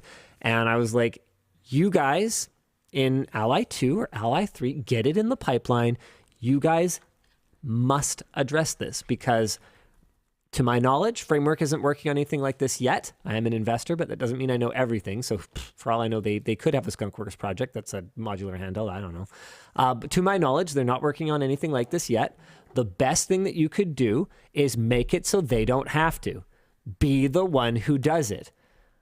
I don't know if they would have the forward thinking to do that, to get out ahead of it, but man, I would like to see someone take this up, an upgradable handheld. Mastery asks, are you going to invest more? No, probably not. I have other projects that I'm focused on right now, but I'm open to it. So the answer is probably not. That's the real answer. Yeah, absolutely sick looking project. Oh, you know what'd be kind of cool? This is a really good idea. Someone said, hey, you should come have a look at how the view count. Yeah, Avon Fox says you should go check out how the view count is jumping. I've just been refreshing his channel and watching the subscriber count go up. It's fun. 317 now. It's doubled. This is great. Nice job, man. Oh, you assume? Nice job, Pitstoptech. Is that your phone? I don't know. It's under the table. Yeah. Okay, I hucked mine over there. Uh-oh. Bad. Oh, sorry, I didn't mean to play that video. What is happening? I'm going to put it in this jacket. That is not a feature of that jacket. Put the jacket in a box. Luke, it's a bomber jacket, not a RFID blocking jacket. And then I'm going to throw a bomb. Okay. There we go. Stopped. The phone is away. You know what else is away? WhatsApp's proprietariness. Hey. Meta is preparing to add the capability to send and receive messages with other chat apps. Based on a new section for third-party chats spotted in the app's newest update in the Google Play beta program. This is likely due to the European Union's Digital Markets Act, which requires large companies that it defines as gatekeeper platforms to comply with additional restrictions and responsibilities. Other companies listed as gatekeeper platforms include Alphabet, Amazon, Apple, ByteDance, and Microsoft. One requirement is that any company with a messaging app that has over 45 million active users, 10% of the EU population, must make that app interoperable with other messaging apps, which Meta will need to comply with. Can I just say a couple things here? First, shout out EU. Yeah. And second, Consistently. we need to have a longer conversation about the double-edged sword that is this kind of legislation. Anyway, hold on. Let's go on for a little bit here first. Part of the goal of the DMA is to institute a preemptive approach to monopolistic behavior rather than responding after the fact with prolonged antitrust investigations. The DMA also contains significant privacy protections and requires gatekeepers to get explicit consent from users in order to track their online behavior. Fines for failure to comply can include up to 10% of a company's revenue. Whew! And 20% for repeat offenders. So our discussion question here is, should other countries around the world follow the EU's lead, or should we take a wait-and-see approach and just let capitalism do its thing? Before we talk about that, I want to talk about Apple switching to USB-C. Apple switched to USB-C. On the iPhone 15, it's at USB... I was kind of hoping that was going to be the whole time. Yeah, it's USB 2.0 speeds, whereas on the iPhone 15 Pro, it does USB 3 at speeds of up to 10 gigabit per second. And I saw a lot of people upset about it, but we were about halfway through script review when I looked at Plouffe, who was the writer for our video, and I was like, this is not them just hamstringing the 15. This is probably because the 15 uses the A16 Bionic. It probably legitimately doesn't have a USB 3 controller. And so we looked and we were like, okay, well, what other devices have used the A16 Bionic? Because if an iPad did, for example, then if that iPad supported USB 3, well, then it was definitely on the silicon. But they never used it in an iPad. It was an iPhone-only SoC. So I think it's been confirmed at this point, but I was really glad that we didn't lay into Apple about it, because obviously if it's not on the hardware, it's not going to be in there. So we will likely see an iPhone 16 if it's based on A17 silicon. Could they just align that numbering, please? Just skip one for one or something. Anyway, we would likely see an iPhone 16 with the A17 be equipped with USB 3 as sort of just a generational upgrade over the iPhone 15, which has a 16 silicon in it. So you get USB Type-C. I believe it's up to 20 watts of charging. You get USB 2 speeds on the iPhone 15, USB 3 speeds on the iPhone 15 Pro, and obviously the Pro Max or Ultra or whatever the heck they're calling everything these days. And I think that's pretty much everything to say about the Apple event. They also have a new watch or two, and yeah, you guys can watch the video summary that we did the other day. But this was also, even though Apple will not admit it as part of, their innovation announcement launch event or whatever else, this is also due to pressure from the EU. Oh, absolutely. To standardize the cables and wall warts and all of the bits and pieces that we need for device charging, that Apple has apparently decided to comply with, rather than go, full take my ball and go home and just moved everything wireless has been speculated over the last few years. I have seen a lot of arguments, not all of which I can defeat both ways for this. On the one hand, the EU's action here towards platform interoperability, and in the case of Apple, reducing waste. And okay, I'd like to stop everyone who is saying, well, what about all the lightning cables that are going to be wasted now? All of those lightning cables were going to be wasted. Yeah. The difference is now we aren't going to keep manufacturing any more of them. That's the point. Eventually, lightning was going to go away. Apple's been moving away from lightning for 6 years. It's just a matter of how many more of these bloody things we keep making that will eventually be thrown away. In fact, every USB-C cable is probably going to be thrown away at some point. But at least by standardizing it, we can produce fewer of them so that we don't need to have more than one cable for our iPad and for our iPhone, and then another one for our iPad and our iPhone in our carry a bag that we take to and from work, et cetera, et cetera. It's a reduction move. It's not that suddenly, all those lightning cables are garbage and that's, we've done a bad thing by switching over to USB-C. We will stop producing lightning cables at some point in the near future, and that is a good thing. That's the whole point of it. So with that said, I have seen arguments that the EU's move might not necessarily be, even if it's a good move this time, it might set a really bad precedent. Because let's talk about Lightning for a second. People like to dunk on it today, but Lightning was huge when it came out. I actually really liked Lightning. Major Advantage iPhone when Lightning was first introduced compared to USB Micro B, which was massive. a piece of crap. And you can quote the rated insertions all day. I don't care. I do not believe you. My anecdotal experience with USB Micro B has been extensive enough and negative enough that you will never sell me that Micro B was anything other than a failed standard. It was a bad connector. Fragile, finicky, terrible.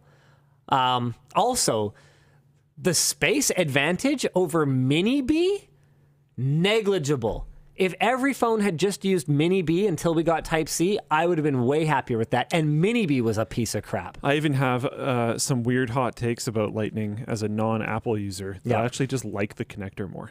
Yeah. I find it plugs in feels better. good. I'm not even talking compared to Micro B. I'm talking compared to C. Sure. I find it plugs in significantly better. Yep. It has a really clear tactile, Yes. I am inserted right now feel. I think it's slightly smaller. Is that accurate?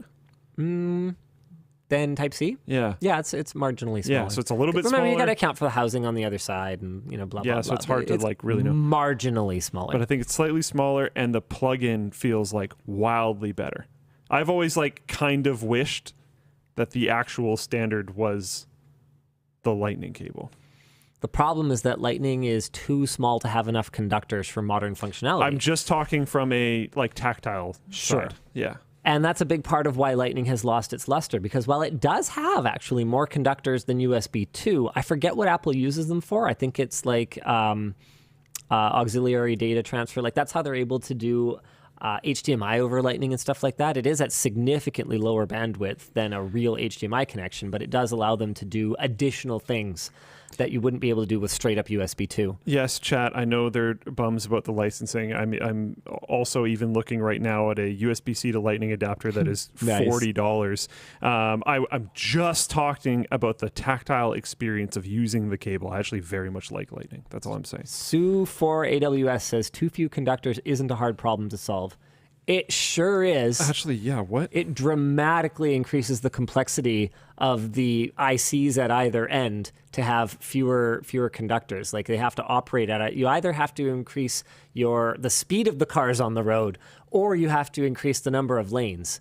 And so USB-C adds A, more speed, and B, a lot more lanes for data to travel along compared to a Lightning connector.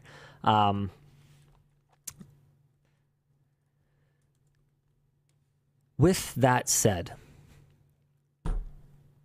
why? Mystery Me says USB 3 was possible over Lightning. The iPad Pros that had Lightning supported USB 3 speeds over Lightning. Is that enough? Hold on a second. Because USB 3 was 9 conductors when we got it. Lightning is only 7. So that would have been... Every one of my Lightning cables has burned pins, says Reckoning. Okay, that's something I haven't personally experienced, although I have used it a fair bit. But we do have people talking in the chat about some design flaws in Lightning. Oh, Lightning is 8. Okay, I did not know that. I thought Lightning was 7. Okay. Either way, for whatever reason, whether it was cost on the device side, whether it was cost of the implementation on the client side, Apple did not broadly roll out higher data speeds over Lightning. USB-C is clearly the path forward and is so much more capable, so much more standardized, and generally the right decision. Why don't we just leave it at that and then go into the next thing that I want to discuss, which is arguably they got it right this time, but given... in general, governing bodies... It has the potential to stifle innovation. Understanding of tech, generally. It also has a potential to cause things like USB Forum to fall into complacency. What are the odds they're going to get it right every time? Yeah. That's my bigger question. Because, yeah, those are totally valid concerns. Now, are we stuck with USB-C forever? Forever's a long freaking time. Yeah. And you're right. Yeah, we can make the cars drive faster, and we do have a lot more flexibility in the USB-C standard than we do in something like Lightning. There's a lot more conductors. But is it going to be perfect forever? I mean, no, I can already see things about it that aren't perfect. Like you said, the tactile feel of the insertion is not as good. There's tiny, tiny little pins, tiny, tiny little contacts on both sides. It can be a little bit fragile. It can also be not fragile. We did that video ages ago, back when James started. One of his first jobs was to unplug and plug in an external drive, literally thousands of times until we managed to wear out every connector but the Type-C or something like that. I think we went to the rated number of insertions. It was literally thousands of times. Angle of insertion is not as wide, says Fioringo. Yeah, exactly. There are definitely problems with Type-C.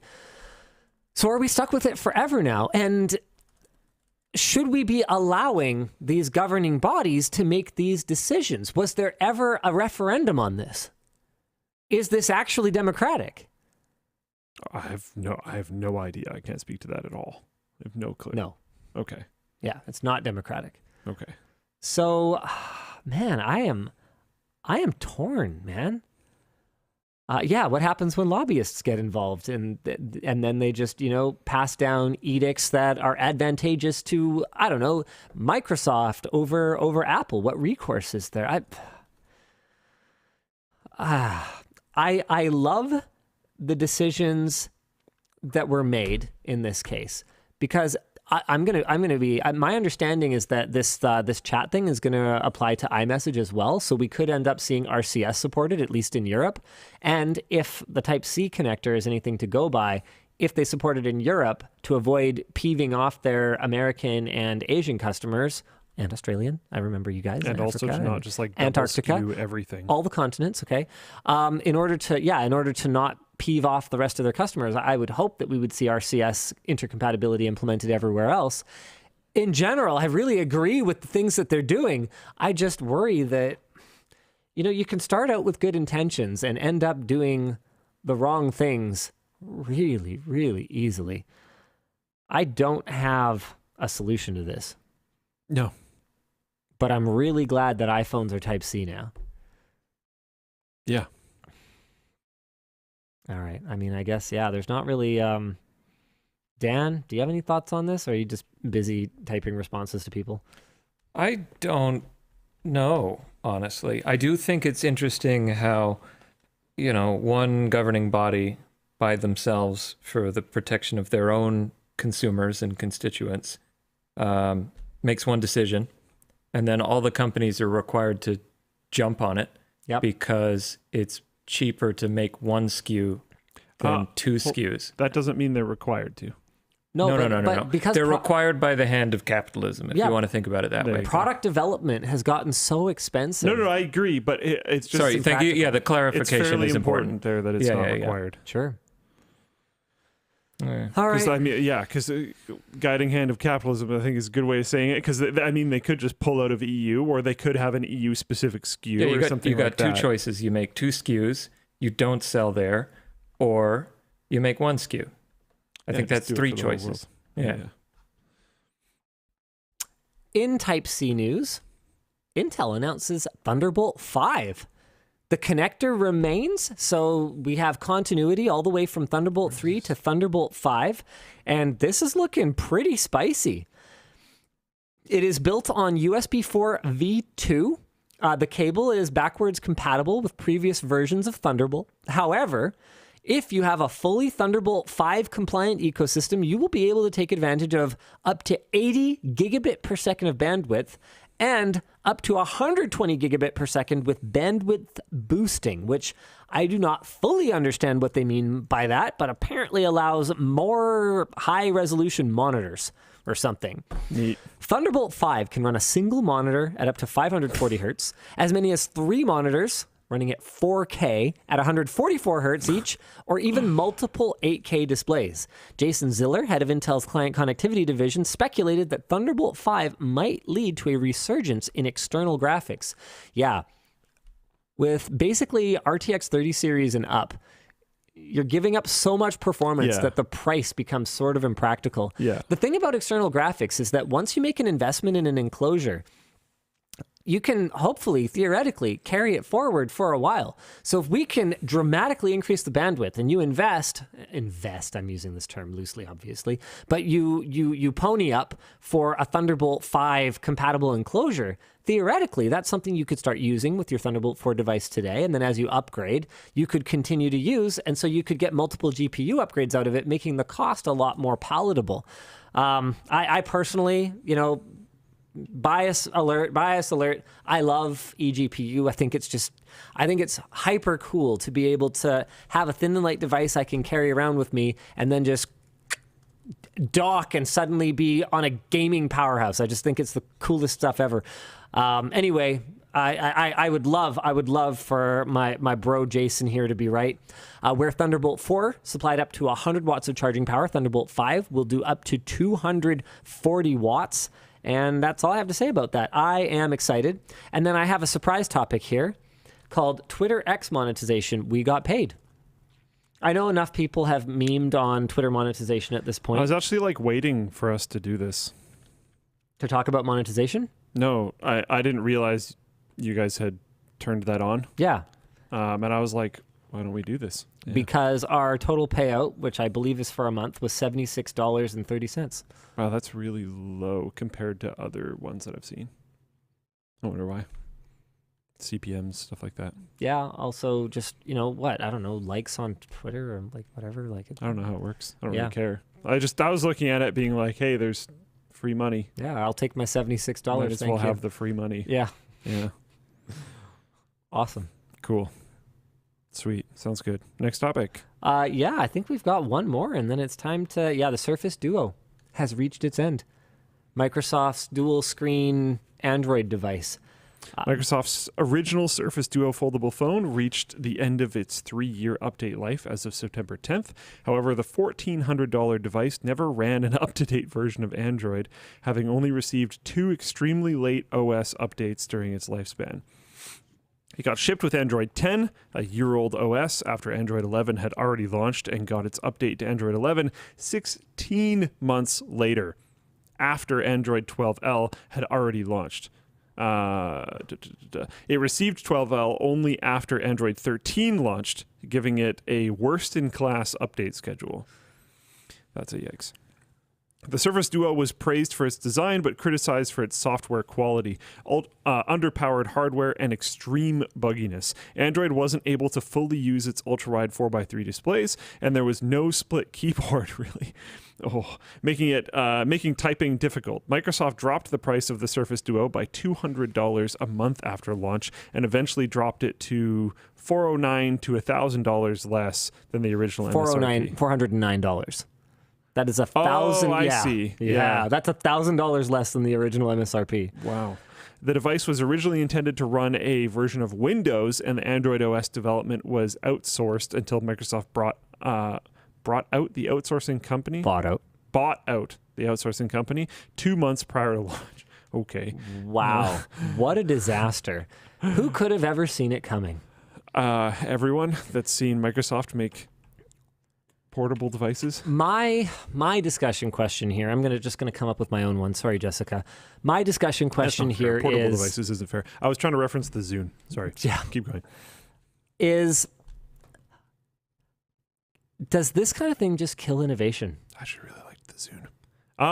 Kind of. HD. Because I think so. We've talked on the show before about how your best bet, if you want proper support, is to just buy the popular one. Because we've seen time and time again that companies can afford to peeve off a handful of super fans, no matter how super they are and no matter how fanatical they are. But they can't afford to peeve off the bulk of their user base. Yeah. So if you always just go, whatever the, chipset name, Strix E, from Asus, or, whatever the best-selling iPhone, don't get the mini. Nobody buys the mini, so don't get the mini. Just get whatever the mainstream one that everyone is buying is. You are very likely to get the longest tail on your software support and have a better overall experience, even if that other product advertised features that you personally think would be very beneficial to you. I will say that the better off in this conversation is a little bit fluid. In terms of software support. In terms of of them caring about the experience of their customers because there is strength in numbers. Yeah. And so I worry. You might enjoy something that doesn't have as much software support. It might be a better purchasing decision for you, but yeah. I worry that with devices like this, though, where there's an expectation of ongoing support, which is, I mean, basically anything we buy now, it's all connected, it's all smart. I worry that companies are going to look at a new product category and go, holy shit, if we don't want to look like complete bad guys here, we are going to have to employ a full-time software team to sit and build updates for this thing, whether we sell 1 million or whether we sell 10 of these. You know what? Forget it. Yeah. Yeah, it's an issue. Time for WAN Show After Dark. I think so. He's going. Don't worry, he's got this. Why don't we pick a couple while we wait for Dan? What?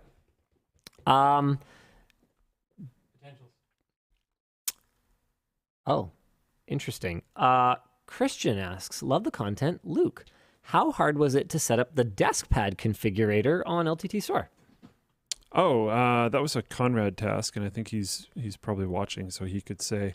But I don't think it was too bad of a task. Spoken like a true boss. It was what? I don't think it was too hard. No, like I think it was honestly mostly a passion project. I think Conrad had a lot of fun making it. It's a cool tool. It's not necessarily something that you would like expect to see on a store, so it's fun that we have it. I don't see people talk about it like a ton. I wish more people used it, but I think because it's not something that people expect to be there, they don't click on it all that much. Yeah, see, Conrad saying it took 2 weeks. Like this wasn't like a super huge commit or anything. But it's one of the cooler things on the store, in my opinion. I think it's awesome. You can add monitors. So you could like, if you measured your desk, you could put the height and width of your desk into the configurator and genuinely see how this mouse pad is going to look on your desk. And you could even put on a keyboard and mouse and your monitors and everything to kind of like see how it would all lay out. And I think that's awesome. I think that's super cool. Yeah, someone in Floatplane chat, I've used it, pretty useful. I think it's sweet. If I was buying a mouse pad, I would 100% use that. And that's one of the reasons why I was like stoked about him making it, is because I was like, dude, this would massively improve my shopping experience if I was buying one of these. So like, sweet. Yeah, super cool. Yeah. Shall we get into it? Yeah, hit me. All right. Hey guys, what's your take on the potential requirement for user replaceable phone batteries? Do you believe they're intentionally hard to replace, or is it due to the nature of modern design? I think it's a little bit of column A and a little bit of column B. I think that there is a demand for thinner devices, but I also think that companies tend to get kind of tunnel vision on what consumers want and make compromises that are stupid and that consumers wouldn't have actually asked for in pursuit of a perceived goal. And then it becomes a self-fulfilling prophecy, because when everyone just starts making it one way, all the sales are suddenly devices that are made that way. So you can end up with this industry momentum that we've seen play out multiple times in the mobile phone industry. Remember when phones only got smaller? And then remember when they only got bigger? And then remember when they only got thinner? And now we don't have replaceable batteries. It's like survivorship bias. Yes. Yeah. Exactly. So I find survivorship bias to be fascinating. And one of the things that I talk about a lot on the show is that anytime Apple does something, that's really stupid or really negative, I get enraged, because I know that now all of a sudden everyone's going to look at whatever it is that Apple's doing and go, oh, well, the iPhone sells however many umpteen millions of units, therefore that decision was right. But that's not necessarily the case. People could be buying iPhones for any number of other reasons. Here's another annoying point that I'm going to bring up. Some people will prefer the bad if it's what they're used to. Yeah. Yep. Not even some people. A huge portion of people. Well, that's just that other bias. That's just familiarity bias. Yeah. Is that what that one's called? I don't know, but it sounds right. But that's like totally a thing. You can make something that's way better, but people will be like, this feels unfamiliar. Okay, it's not quite familiarity bias. That's a cognitive bias in which people tend to rely on information that is already familiar to them when making decisions. So that's not familiarity bias. It's got to be something else. I'm sure there's a kind of bias that is. It sounds closely related, but not necessarily 100%. Yeah, that's not quite right. More? Yeah. Moa. 2, Linus and Luke, just wanted to confess, I have ripped copies of your content. Only half joking, but have you guys considered physical copies of your content for markets like Cuba that have zero access to internet? No. I don't, what am I going to like?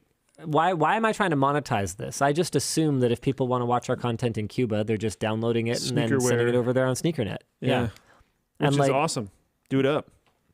Yeah, if you otherwise don't have access to it, I'd rather people are watching and I'm not making money than that they're not watching. Like, obviously. If you're watching that way, what's up? Yeah. I've always found, how you doing? I've always found that to be fascinating. Yeah. It's super, super cool. I watched a little mini doc on it years ago, and it's just really cool. And I think the people that run that, that's sweet. Oh, God, people are talking about physical copies of the Christmas album. No, only 2 of those exist. Limited edition pressing. Hey DLL, I've worked in K-12 education for several years and wonder what you guys think about young kids using devices so much during the school day. Is this a positive or negative development? Honestly, I think it's one of those things that we have absolutely no way of knowing until these kids have all grown up and moved into the world and can make a decision for themselves.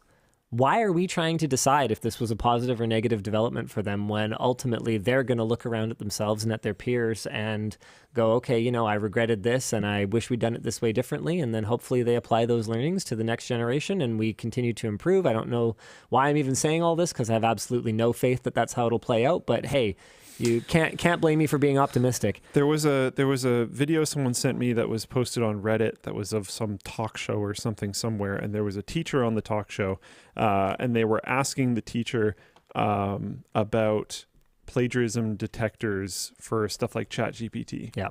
And her take on it was like amazing. It was like perfect in my opinion, which is basically using stuff like plagiarism detectors is an extremely short-sighted and also bad way to like solve this problem.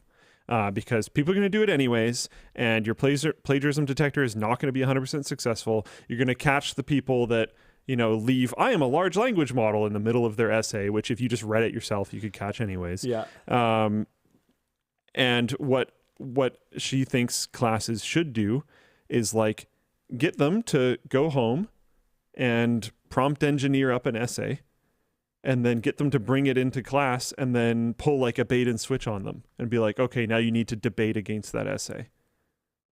Or you need to like grade it and hand into me what you think should be changed or something like that. Like get them to work on improving it, get them to work on workshopping it in different ways, all this type of stuff. And I just heard that and I was like, yeah, I'm happy that there are teachers out there. Flip the script. That like are right on with how this should work, because I completely agree. And she brought up comparisons to like, it's like when the calculator, she said that school should get harder because of it. And her point was because when the calculator came in, math classes got more advanced. She's like, the same thing should happen. I was like, yeah, totally.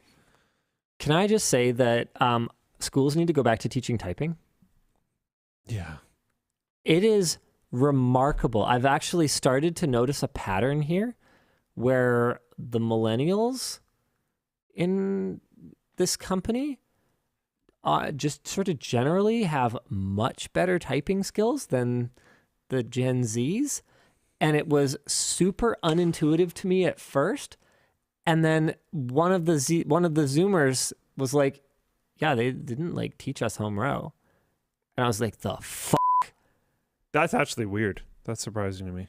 That to me, like, okay, fine. I suspect also a lot of the typing for them is done on their phones. Like drop cursive. Sure. Oh, yeah. All right, fine. Do they still teach cursive? No. Oh, well, actually, well, no, at my kid's school they do. Wow. But it's not in the public curriculum here. But like, you need to know how to type still. And not just know how to type, you need to know how to type fast. Yeah. Like there are so many parts of my job that I would be simply unable to do if I wasn't able to type at near transcription speed, whether it's just note-taking in a meeting or getting my thoughts onto something as fast as they're happening, like it's necessary to function. I've been talking about this far too much lately, but you want to know something that's very funny with my dyslexic stuff? Yeah. I can type significantly faster than I can read. I believe that. I'm intimidated by you guys in that office. Why? Oh, you type so fast. All the time. Because he's with like Jaden and me. You got programmers and writers there, and I'm using the arrow keys because I'm just working in Excel, so it's just like click, click, and then maybe I'll type a sentence or two. You can tab if you're just trying to move to the right. How fast are you? You've got to be pretty fast. You've got to be near 100. Because I can't read properly, it's really hard to gauge.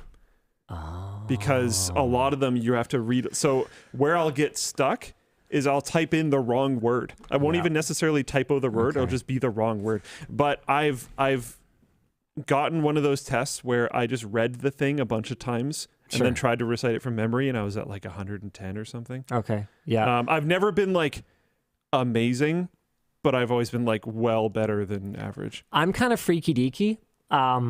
I can sometimes I'll fly too. I don't know where that comes from. I can. Okay, maybe it's the same as me. I'll give you my theory, because I can type in bursts. Yeah. Incredibly quickly, but if I try to like marathon it, I almost kind of like lose my spot. Like so when I do a typing test, I tend to start making a whole bunch of mistakes, and I think it's from IMing. The vast majority of the typing I've done in my life probably still is like Totally. Oh, that makes so much sense. Reply to message. Reply, enter. Haha, lol. But like it's I think that's there's how also I type. I think there's also something to it with typing styles. Like if you go to do a typing test, it's often like, oh, you're going to do this passage from this book or something. Sure. And it's in a totally different style that you're not used to, whatever else. And you might be able to flow state into your specific style significantly better. So I don't know how reflective it really is of like how your actual real world performance is over the course of a day. Yeah. But yeah, I don't know. I've always thought I'm like quick, not necessarily super fast. Yeah. Just because I know there's people out there that would just stomp on me. People are calling for a Linus versus Luke type off. That's, no, we're not doing that. Yeah. I mean, okay. Luke is very open about his dyslexia, which is like that would actually be like super annoying. Yeah, I like really don't want to do that. I would crush him, but only because he like has an actual learning disability. That's not cool. I've always hated typing tests because of this reason. Because I'll be like quick and like doing good, and then people will be like, "Oh, how fast do you do a typing test?" And I'm like, that's actually not funny, you guys. Even though I'm laughing. Well, yeah, it's funny between us. We're fine. Like, but that's not. We're not proving anything. Yeah, it's like my car's out of gas, and Luke's like, "Let's drag race." Like, get owned, nerd. And then I'm like, "Ha ha! My car's electric." You got there ahead of me. What was I going to say? Also, right, number 2 is these are not familiar keyboards for either of us. Yeah, but we've also talked in the past about how as much as I like my full-size mechanic keyboard, all that kind of, well, 10 keyless, but whatever, mechanical keyboard, big boys. I was going to ask what a mechanic keyboard is. Does it have a wrench built in?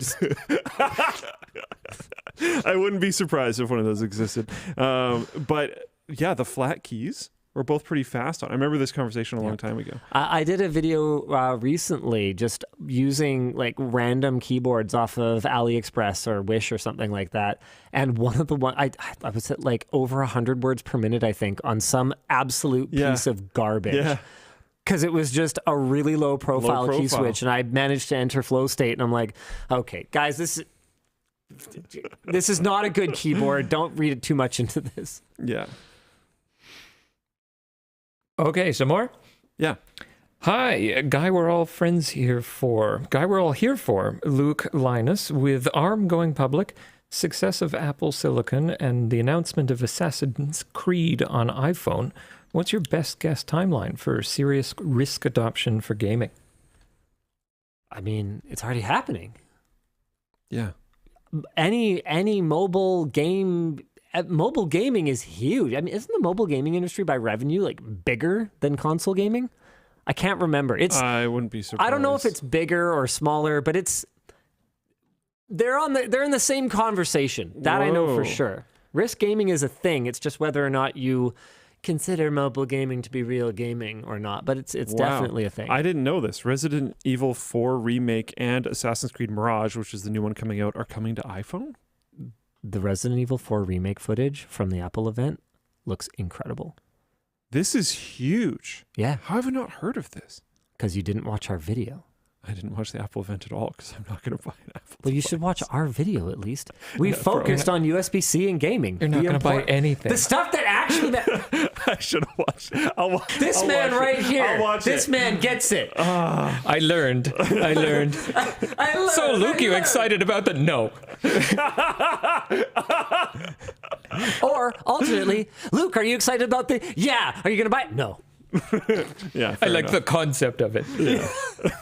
I like that somebody else will buy and enjoy it. Hey, that's a thing I feel from time to time. Yeah, he's got the compersion over here. Yeah, but no, that's super cool. I don't know. I'm happy to hear about that. I guess everyone else already knows, but I'm happy to hear about that. Yeah, it's very cool. That's actually like massive, because phone gaming blows. All the games like suck. So if phones are going to get desktop quality games, Also that's a massive market. awesome. Like an insane. Yeah. Don't you guys have phones? Some it's people just only true. have phones. It's just true. So like a lot of people don't have consoles or gaming computers. So I don't know. Getting more games to more people sounds cool. Why not? Yeah, sweet. Yeah. Anyways, next one. Okay, sure. Hey, LLD. I wanted L and L's opinion on Asus charging me $705 to replace an LCD in the XG49 VQ, an $800 gaming monitor. I expected to pay if it fell, but not 88% the cost of the new product. Okay, so here's the thing. On the one hand, that blows. On the other hand, this product is the panel. Yeah. I thought you were talking laptop at first. Yeah, that's really tough. And Asus rightfully doesn't have a pristine reputation when it comes to repair and servicing. But with that said,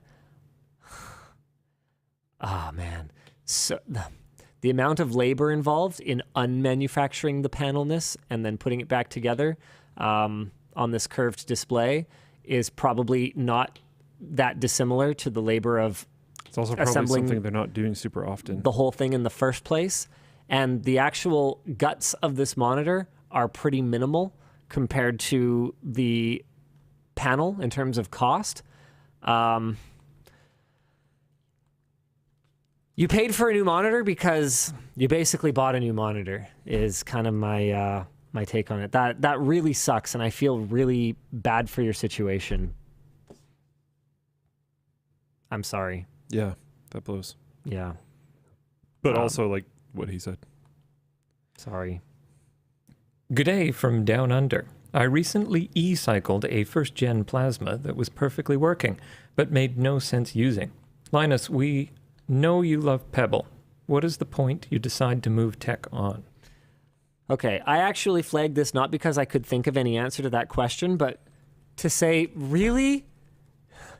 You e-cycled a first-gen plasma that was perfectly Do you have any idea how much those things are worth? I ran one for years and it had a chopstick sticking out of the front of it because the fix was to distend the panel by a 1/16 of an inch. Okay, well, Dan's a unique case, but They last forever. But dang it!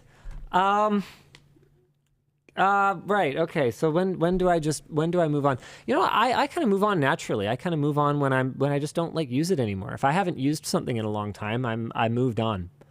I mean, part of that is that it's like my job to try new stuff all the time. Yeah, fair enough. But I mean, I somewhat feel the same. I don't know. Yeah. I'm ready to move on from my Note 9, for example. I have a video coming. This is going to be, I think, a really fun video. I flipped the script. we actually created a giant Uno reverse card prop for the video, and I'm going to lay out my requirements, and then I'm going to have the audience pick me a phone. Then no matter what it is, I'm going to use it. No matter what it is. Cool. And for a period of time, and there are a few requirements. You guys will have to watch the video to get all the details, but I think it's going to be pretty cool. And hopefully, where is my phone? Oh, right, I chucked it over there. Hopefully I end up with something a little bit faster than the Note 9 at this point. It's slow. It's usable. Like, I am dailying it right now ever since my Fold got dropped in the pool, but it's slow. What made you decide to do the first and second "What is it like to work for Linus" videos? Are there any stories behind them? And thanks to Joseph Dry for helping me subscribe to Floatplane. The first one was just an idea that I had as an extension of the Honest Answers series, which includes other gems like how do we make money? And the goal was simply transparency. I told the staff internally at the time that I wouldn't watch them, and true to my word, I have not watched either of them up until this time. If I ever retired or something like that, I would consider it fair game. Fair game to watch them. But as long as I'm working here, I'm not going to watch them. And I wanted people to have a real look into, the inner workings of our company. And I think that the people who have worked on these projects have taken the assignment very seriously, and to the greatest degree that they're able to, provided a real window into our company. In some ways, I think that transparency has hurt us. I have seen parts of those videos pulled out, oftentimes without their full context, and used as an attack against us. But my answer to that would be that you guys are seeing a very incomplete picture if you're using that to attack us. And the very fact that we are willing to say those things about ourselves in public, I think speaks to our transparency. I think that you can criticize a lot about us, but to turn around our commitment to being open and make a weapon out of that can only have one effect. And I'll give you 3 guesses as to what it is, and the first 2 don't count. What do you think it is? What do you think happens when you take our ability to look at ourselves honestly and talk about it to you, and you turn it into a weapon? We're just going to not do that anymore. Yeah, it's the Blizzard developer point that I've made 1 billion times on my show. So yeah. It is what it is. I can tell you right now, you will never see another video in that series. It's not going to happen. Why would we do that? Yeah. Let's just not. Up next. Yep. Given how much the algorithm rewards channels that upload frequently, what's the conversion like about getting back to daily uploads? Conversation, but yes. Oh, sorry. Yep, that's okay. Right now, there is no conversation about that. Right now, the conversation is, how do we get back to basics? How do we delight the audience? And at some point, obviously, as a media production company, yeah, we're gonna try and grow. And grow means, take these systems that we're working on that are going to help us make better content and make more of it. But right now, that's not in our vocabulary at the moment. When we produce a lot of videos, we're really happy, and when we don't, we look at, okay, what were the challenges? What were the obstacles that we had to overcome here? And we try and figure out how to solve them, and we try and take that with us moving forward. Is the Swacket ever coming back? I absolutely loved it and don't want to buy one off eBay. Probably never. Sorry. I should be writing these down. I mean, okay, never is a strong word. Probably not. It sold really well at the beginning, but you may or may not have noticed that we kind of did a clearance deal on it. So you can put 2 and 2 together probably. As an individual viewer, which generates the most revenue? A basic YouTube subscriber, a premium YouTube subscriber, or a Floatplane subscriber? By far a Floatplane subscriber, because it's kind of like being subscribed to a Patreon, right? Like, a regular YouTube subscriber is going to be ad-supported, which is a tiny fraction of the CPMs of a paid-supported viewer who contributes a proportion of their YouTube Premium revenue, which is going to be a tiny, well, maybe not a tiny fraction, but a fraction of what someone who is directly paying you for the content is going to contribute to the bottom line. Our float plane peeps are hugely important to us, and I can't thank them enough. I can never thank them enough. Even the $3 ones are probably still better for us than a heavy watcher on YouTube Premium. Actually, borderline, actually. No, maybe not. No, maybe not. A really heavy YouTube Premium watcher would be more than like an OG tier float plane watcher, just because Premium costs so much. But you'd have to be a really heavy watcher and also watch very little of anything else. Yes. Yeah, that's true, because it's proportional based on watch time. So you'd have to fall asleep to like by How to Build a PC, the last guide you'll ever need, like over and over again. And also never watch any other creators. Yeah, so I don't know. Hey, float plane chat. Thanks, guys. Yeah, bread planes. Let's go. Linus, in an old video, you said you did not want to hire Riley. Why did you decide to hire him eventually? Would there be any impact to LMG if you did not hire him? For example, no tech linked. Oh, I was trying to poach Riley from day zero. Yeah, so I created I don't know this what you're one. talking about. I created this one because I was like, what? Oh, no, heck no. Yeah. Yeah, the only reason Riley didn't get poached was because I signed a no poaching clause. Yeah. So I knew that bit, but I didn't think there was anything else outside of that. Oh, yeah. I would have taken Riley day zero. He's great. Yeah. Love Riley. Yep. Yeah.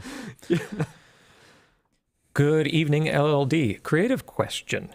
If you could have an experimental channel with content that doesn't do well on the main, what would content you would like to see? I would love to do like hardcore troubleshooting. Oh, yeah, that'd be great. Just like this. Okay, my computer right now. Dan, have I shown you this yet? No, give me some dopamine. Come on. On my computer, my workstation, you cannot set up Windows Hello. It prompts you for a PIN. You enter a PIN, and the window just goes away. You try to set up camera ID or facial recognition, and you go through the whole wizard, and then it just This is a desktop? goes away. Yeah, it's my desktop. It has a Logitech camera. It supports it. It worked before. But I have to type my password every time I log into my computer. It's ridiculous. I have tried taking off and re-adding my Microsoft account. No change. I don't get it. And it's one of those things where any problem that takes less than 5 seconds to solve once, you are never going to invest the 5 minutes that it takes to solve it once and for all. And so every time I sit down at my computer, I just type in my password. I'm like, I'll deal with this at some point. And then I just don't. So I would love for that to be a whole channel, because with the 100+ people that we have here, we encounter shit like that pretty much on the daily. Oh, I like working here because, doing tech support, people don't bring me like, hey, my computer doesn't work and it's turned off. I only get asked when the problems are entertaining and weird, and I've never seen them before, and all of the tech people here have never seen them before. It's great. Yeah. Yeah. What was I dealing with the other day? A Wi-Fi PCI card blew up in a laptop. The Wi-Fi doesn't work. Jake Danes is saying open up services.msc and enable biometric service. I can check, but I mean, I Googled a handful of things and tried things and they didn't work. So I just left it because it takes 5 seconds to enter my password. So yes, but also I'll get to it. Yes, but also no. Up next. Hey, DLL, a question for Linus. Will you be upgrading your Framework 13 to a Ryzen board when they come out? I've had my eye on the 16-inch model, but I'm waiting for the reviews first. Yeah, being able to game would be awesome. And the Intel one, you could play games or whatever, but the Ryzen one, it's going to be like you could actually play games on it. That's awesome. And then I don't even need the eGPU. Like, that's one advantage to the Intel one, is you can plug into a Thunderbolt dock. But man, I don't need to play hardcore games on my laptop. Yeah, I'm super excited. Linus, what do you think about the AYANEO KUN? Can't wait to try my new screwdriver.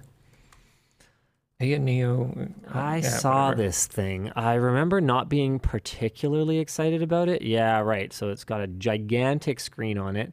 touchpads, which is kind of nice for Windows navigation. I've been a little unimpressed with the ongoing development of their software. And as much as I give Asus a hard time, I have mostly found their overlay unobtrusive. So I'm pretty happy with the Ally right now. The bigger screen is kind of cool, but I'm also finding the devices with the screen sizes that they have, like the Steam Deck and the Ally, I'm finding them heavy enough as it is. I'm not sure that I need them to be bigger and heavier. So I'm tepid. I'm tepid on it. Maybe I'll check it out on Short Circuit and it'll blow my mind. But for now, I'm pretty tepid. Why did you drop the Amazon store? Also, can we get a white Stealth water bottle? Why did I drop the Amazon store? I don't think I dropped the Amazon store. Who curated this? Yeah, probably me. I just assume people are true, but we've had multiple people today, and you're just like, no. Yeah, it's just lies. I suspect what they mean by dropped is like released. Oh, because we launched it a few weeks back, right? Sure. Yeah. People talk in real words. Yeah. I bet you that's what they mean. Well, oh. Okay. Yeah. No, we have it. I bet you what they mean is what made you release it? What made you start it? Oh, well, people asked us to. Like, we've had so many requests. Like, look at what percentage of the posts about the store complain about shipping.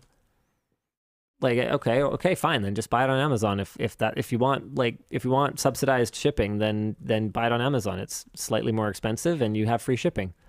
By the way, this is not right. It's because I'm on the US store. If you were on Amazon US, it would be free shipping with Prime. Oh, looks like it's selling though, so that's cool. How's the reviews? I read Amazon reviews for fun sometimes. The ABCs of gaming reviews are all so wholesome. Where the hell are the reviews? Looks cheaper than it is, but is actually good. Hey, thanks, Petco.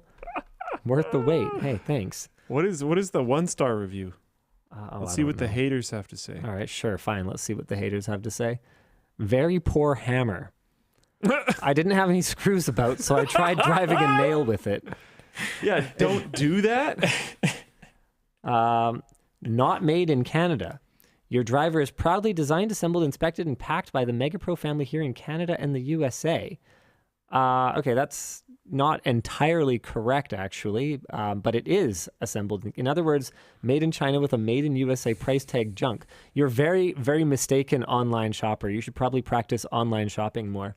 We've been very transparent about the production of the screwdriver. It was designed and is manufactured in collaboration with MegaPro, along with PH Molds, which is located in either Maple Ridge or Pitt Meadows, just across the river from here. The tooling was done by Innovation Tool and Die, which is in Richmond, British Columbia. So that's also here in Canada. The ratchets and the shafts are built and turned in China, and then we send them plastics that they assemble into like a ratchet selector ring assembly. They ship that back to us where the plastics are shot, and final assembly and QC is done here in Canada. So it's a global product. That's how it works. But it is largely designed and even, yes, manufactured and assembled in Canada. We haven't applied for any kind of like made in Canada like sticker or anything like that. Last time we looked into it, looked time consuming and complicated, so we didn't really bother with that. So I find it's easier, rather than simplify everything down to a little badge or a logo, to just explain the whole story. Hey, LLD, did you guys hear about the large deposit of lithium they found a few days ago? Will we see lithium-related products getting more affordable in the near future? For example, EVs getting cheaper. Unlikely. I mean, you're going to... I don't see that happening, to be honest. Yeah, it's going to be... Rare metals. And it's going to take ages to get the extraction up to speed.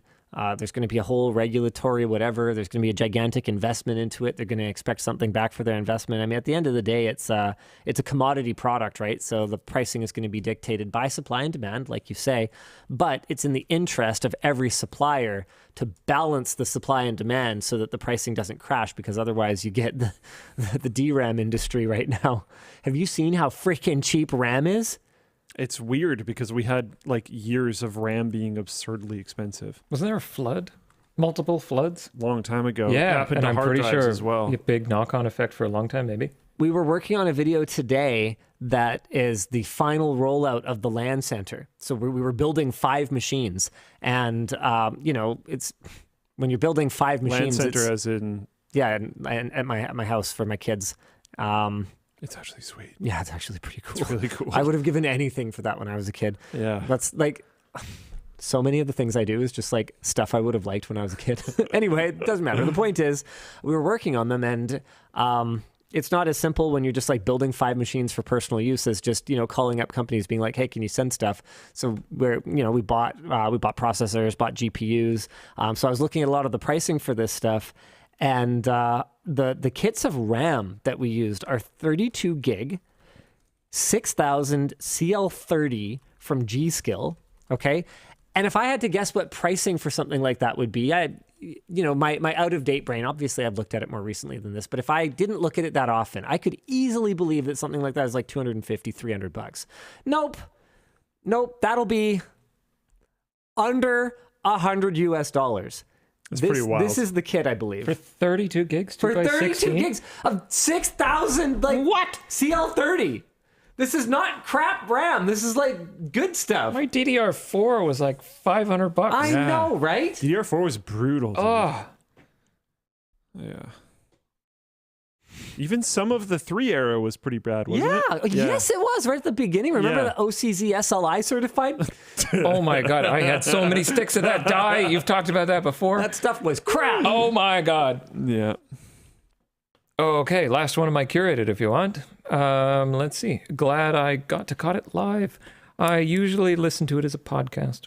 Linus, with your new role as CVO, did that idea come organically, or was that borrowed from Simon Cynic's leadership books? I have never heard of Simon Cynic, and I had never heard of Chief Vision Officer being a real thing. I just thought it sounded kind of funny and seemed to encompass what my job is supposed to be, because we had some concern expressed internally that all of a sudden our marching orders were going to come from, someone corporate, because that's part of how we sold Terran internally, was that he was going to bring more structure at a time when obviously we needed it, right?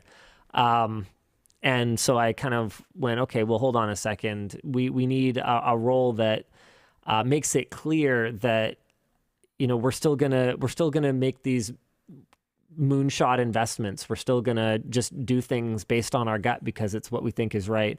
And so that's where Vision Officer came from. I had a vision, and that was the title, and whatever. We meme about it a lot internally.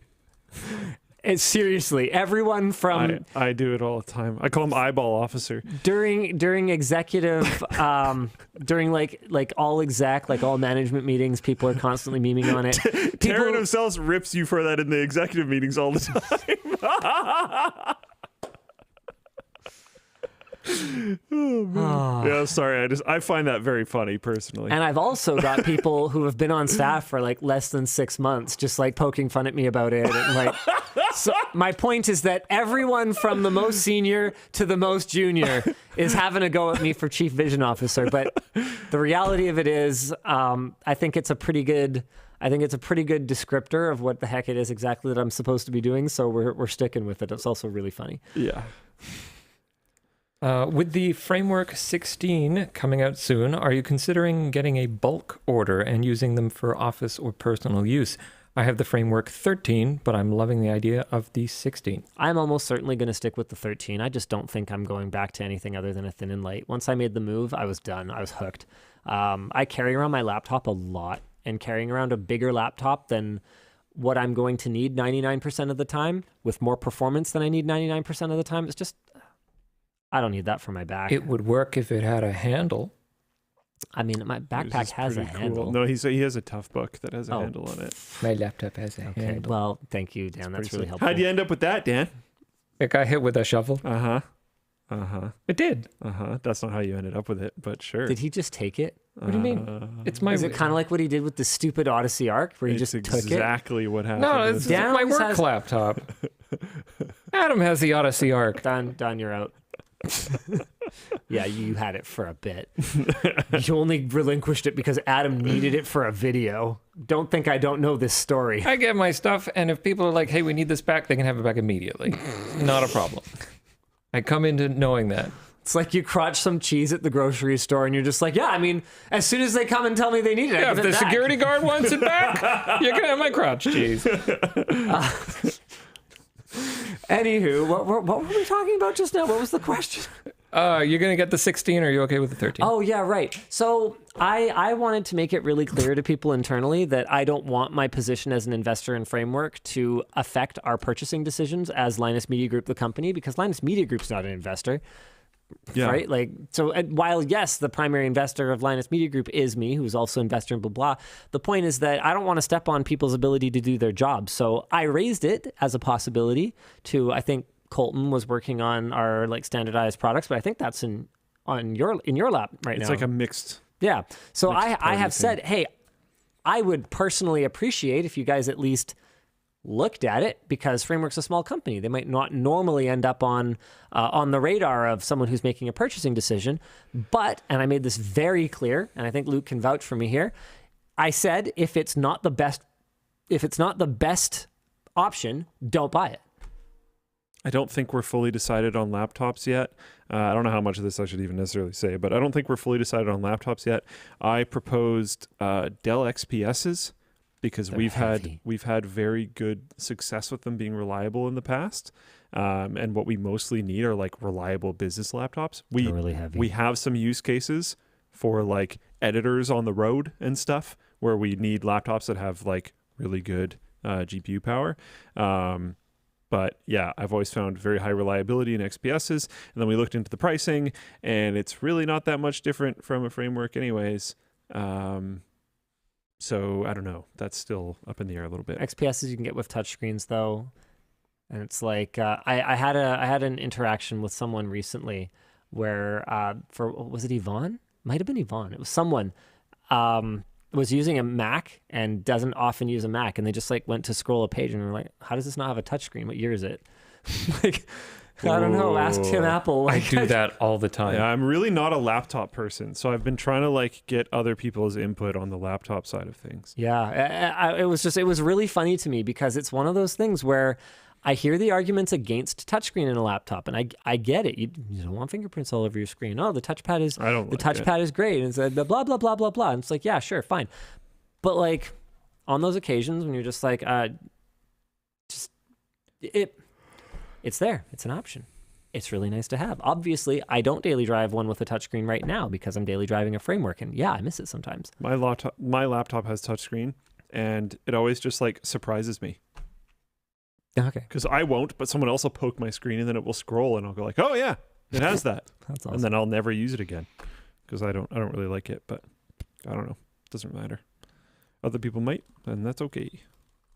Hey LDL, are you still considering making a video about VTubers and or 3D tracking tech? Yes, we still want to do that collab. No, I haven't moved it forward, and I'm sorry. And I'm sorry, but I think that's the end of the WAN show. We'll see you again next week. Same bad time, same bad channel. Bye.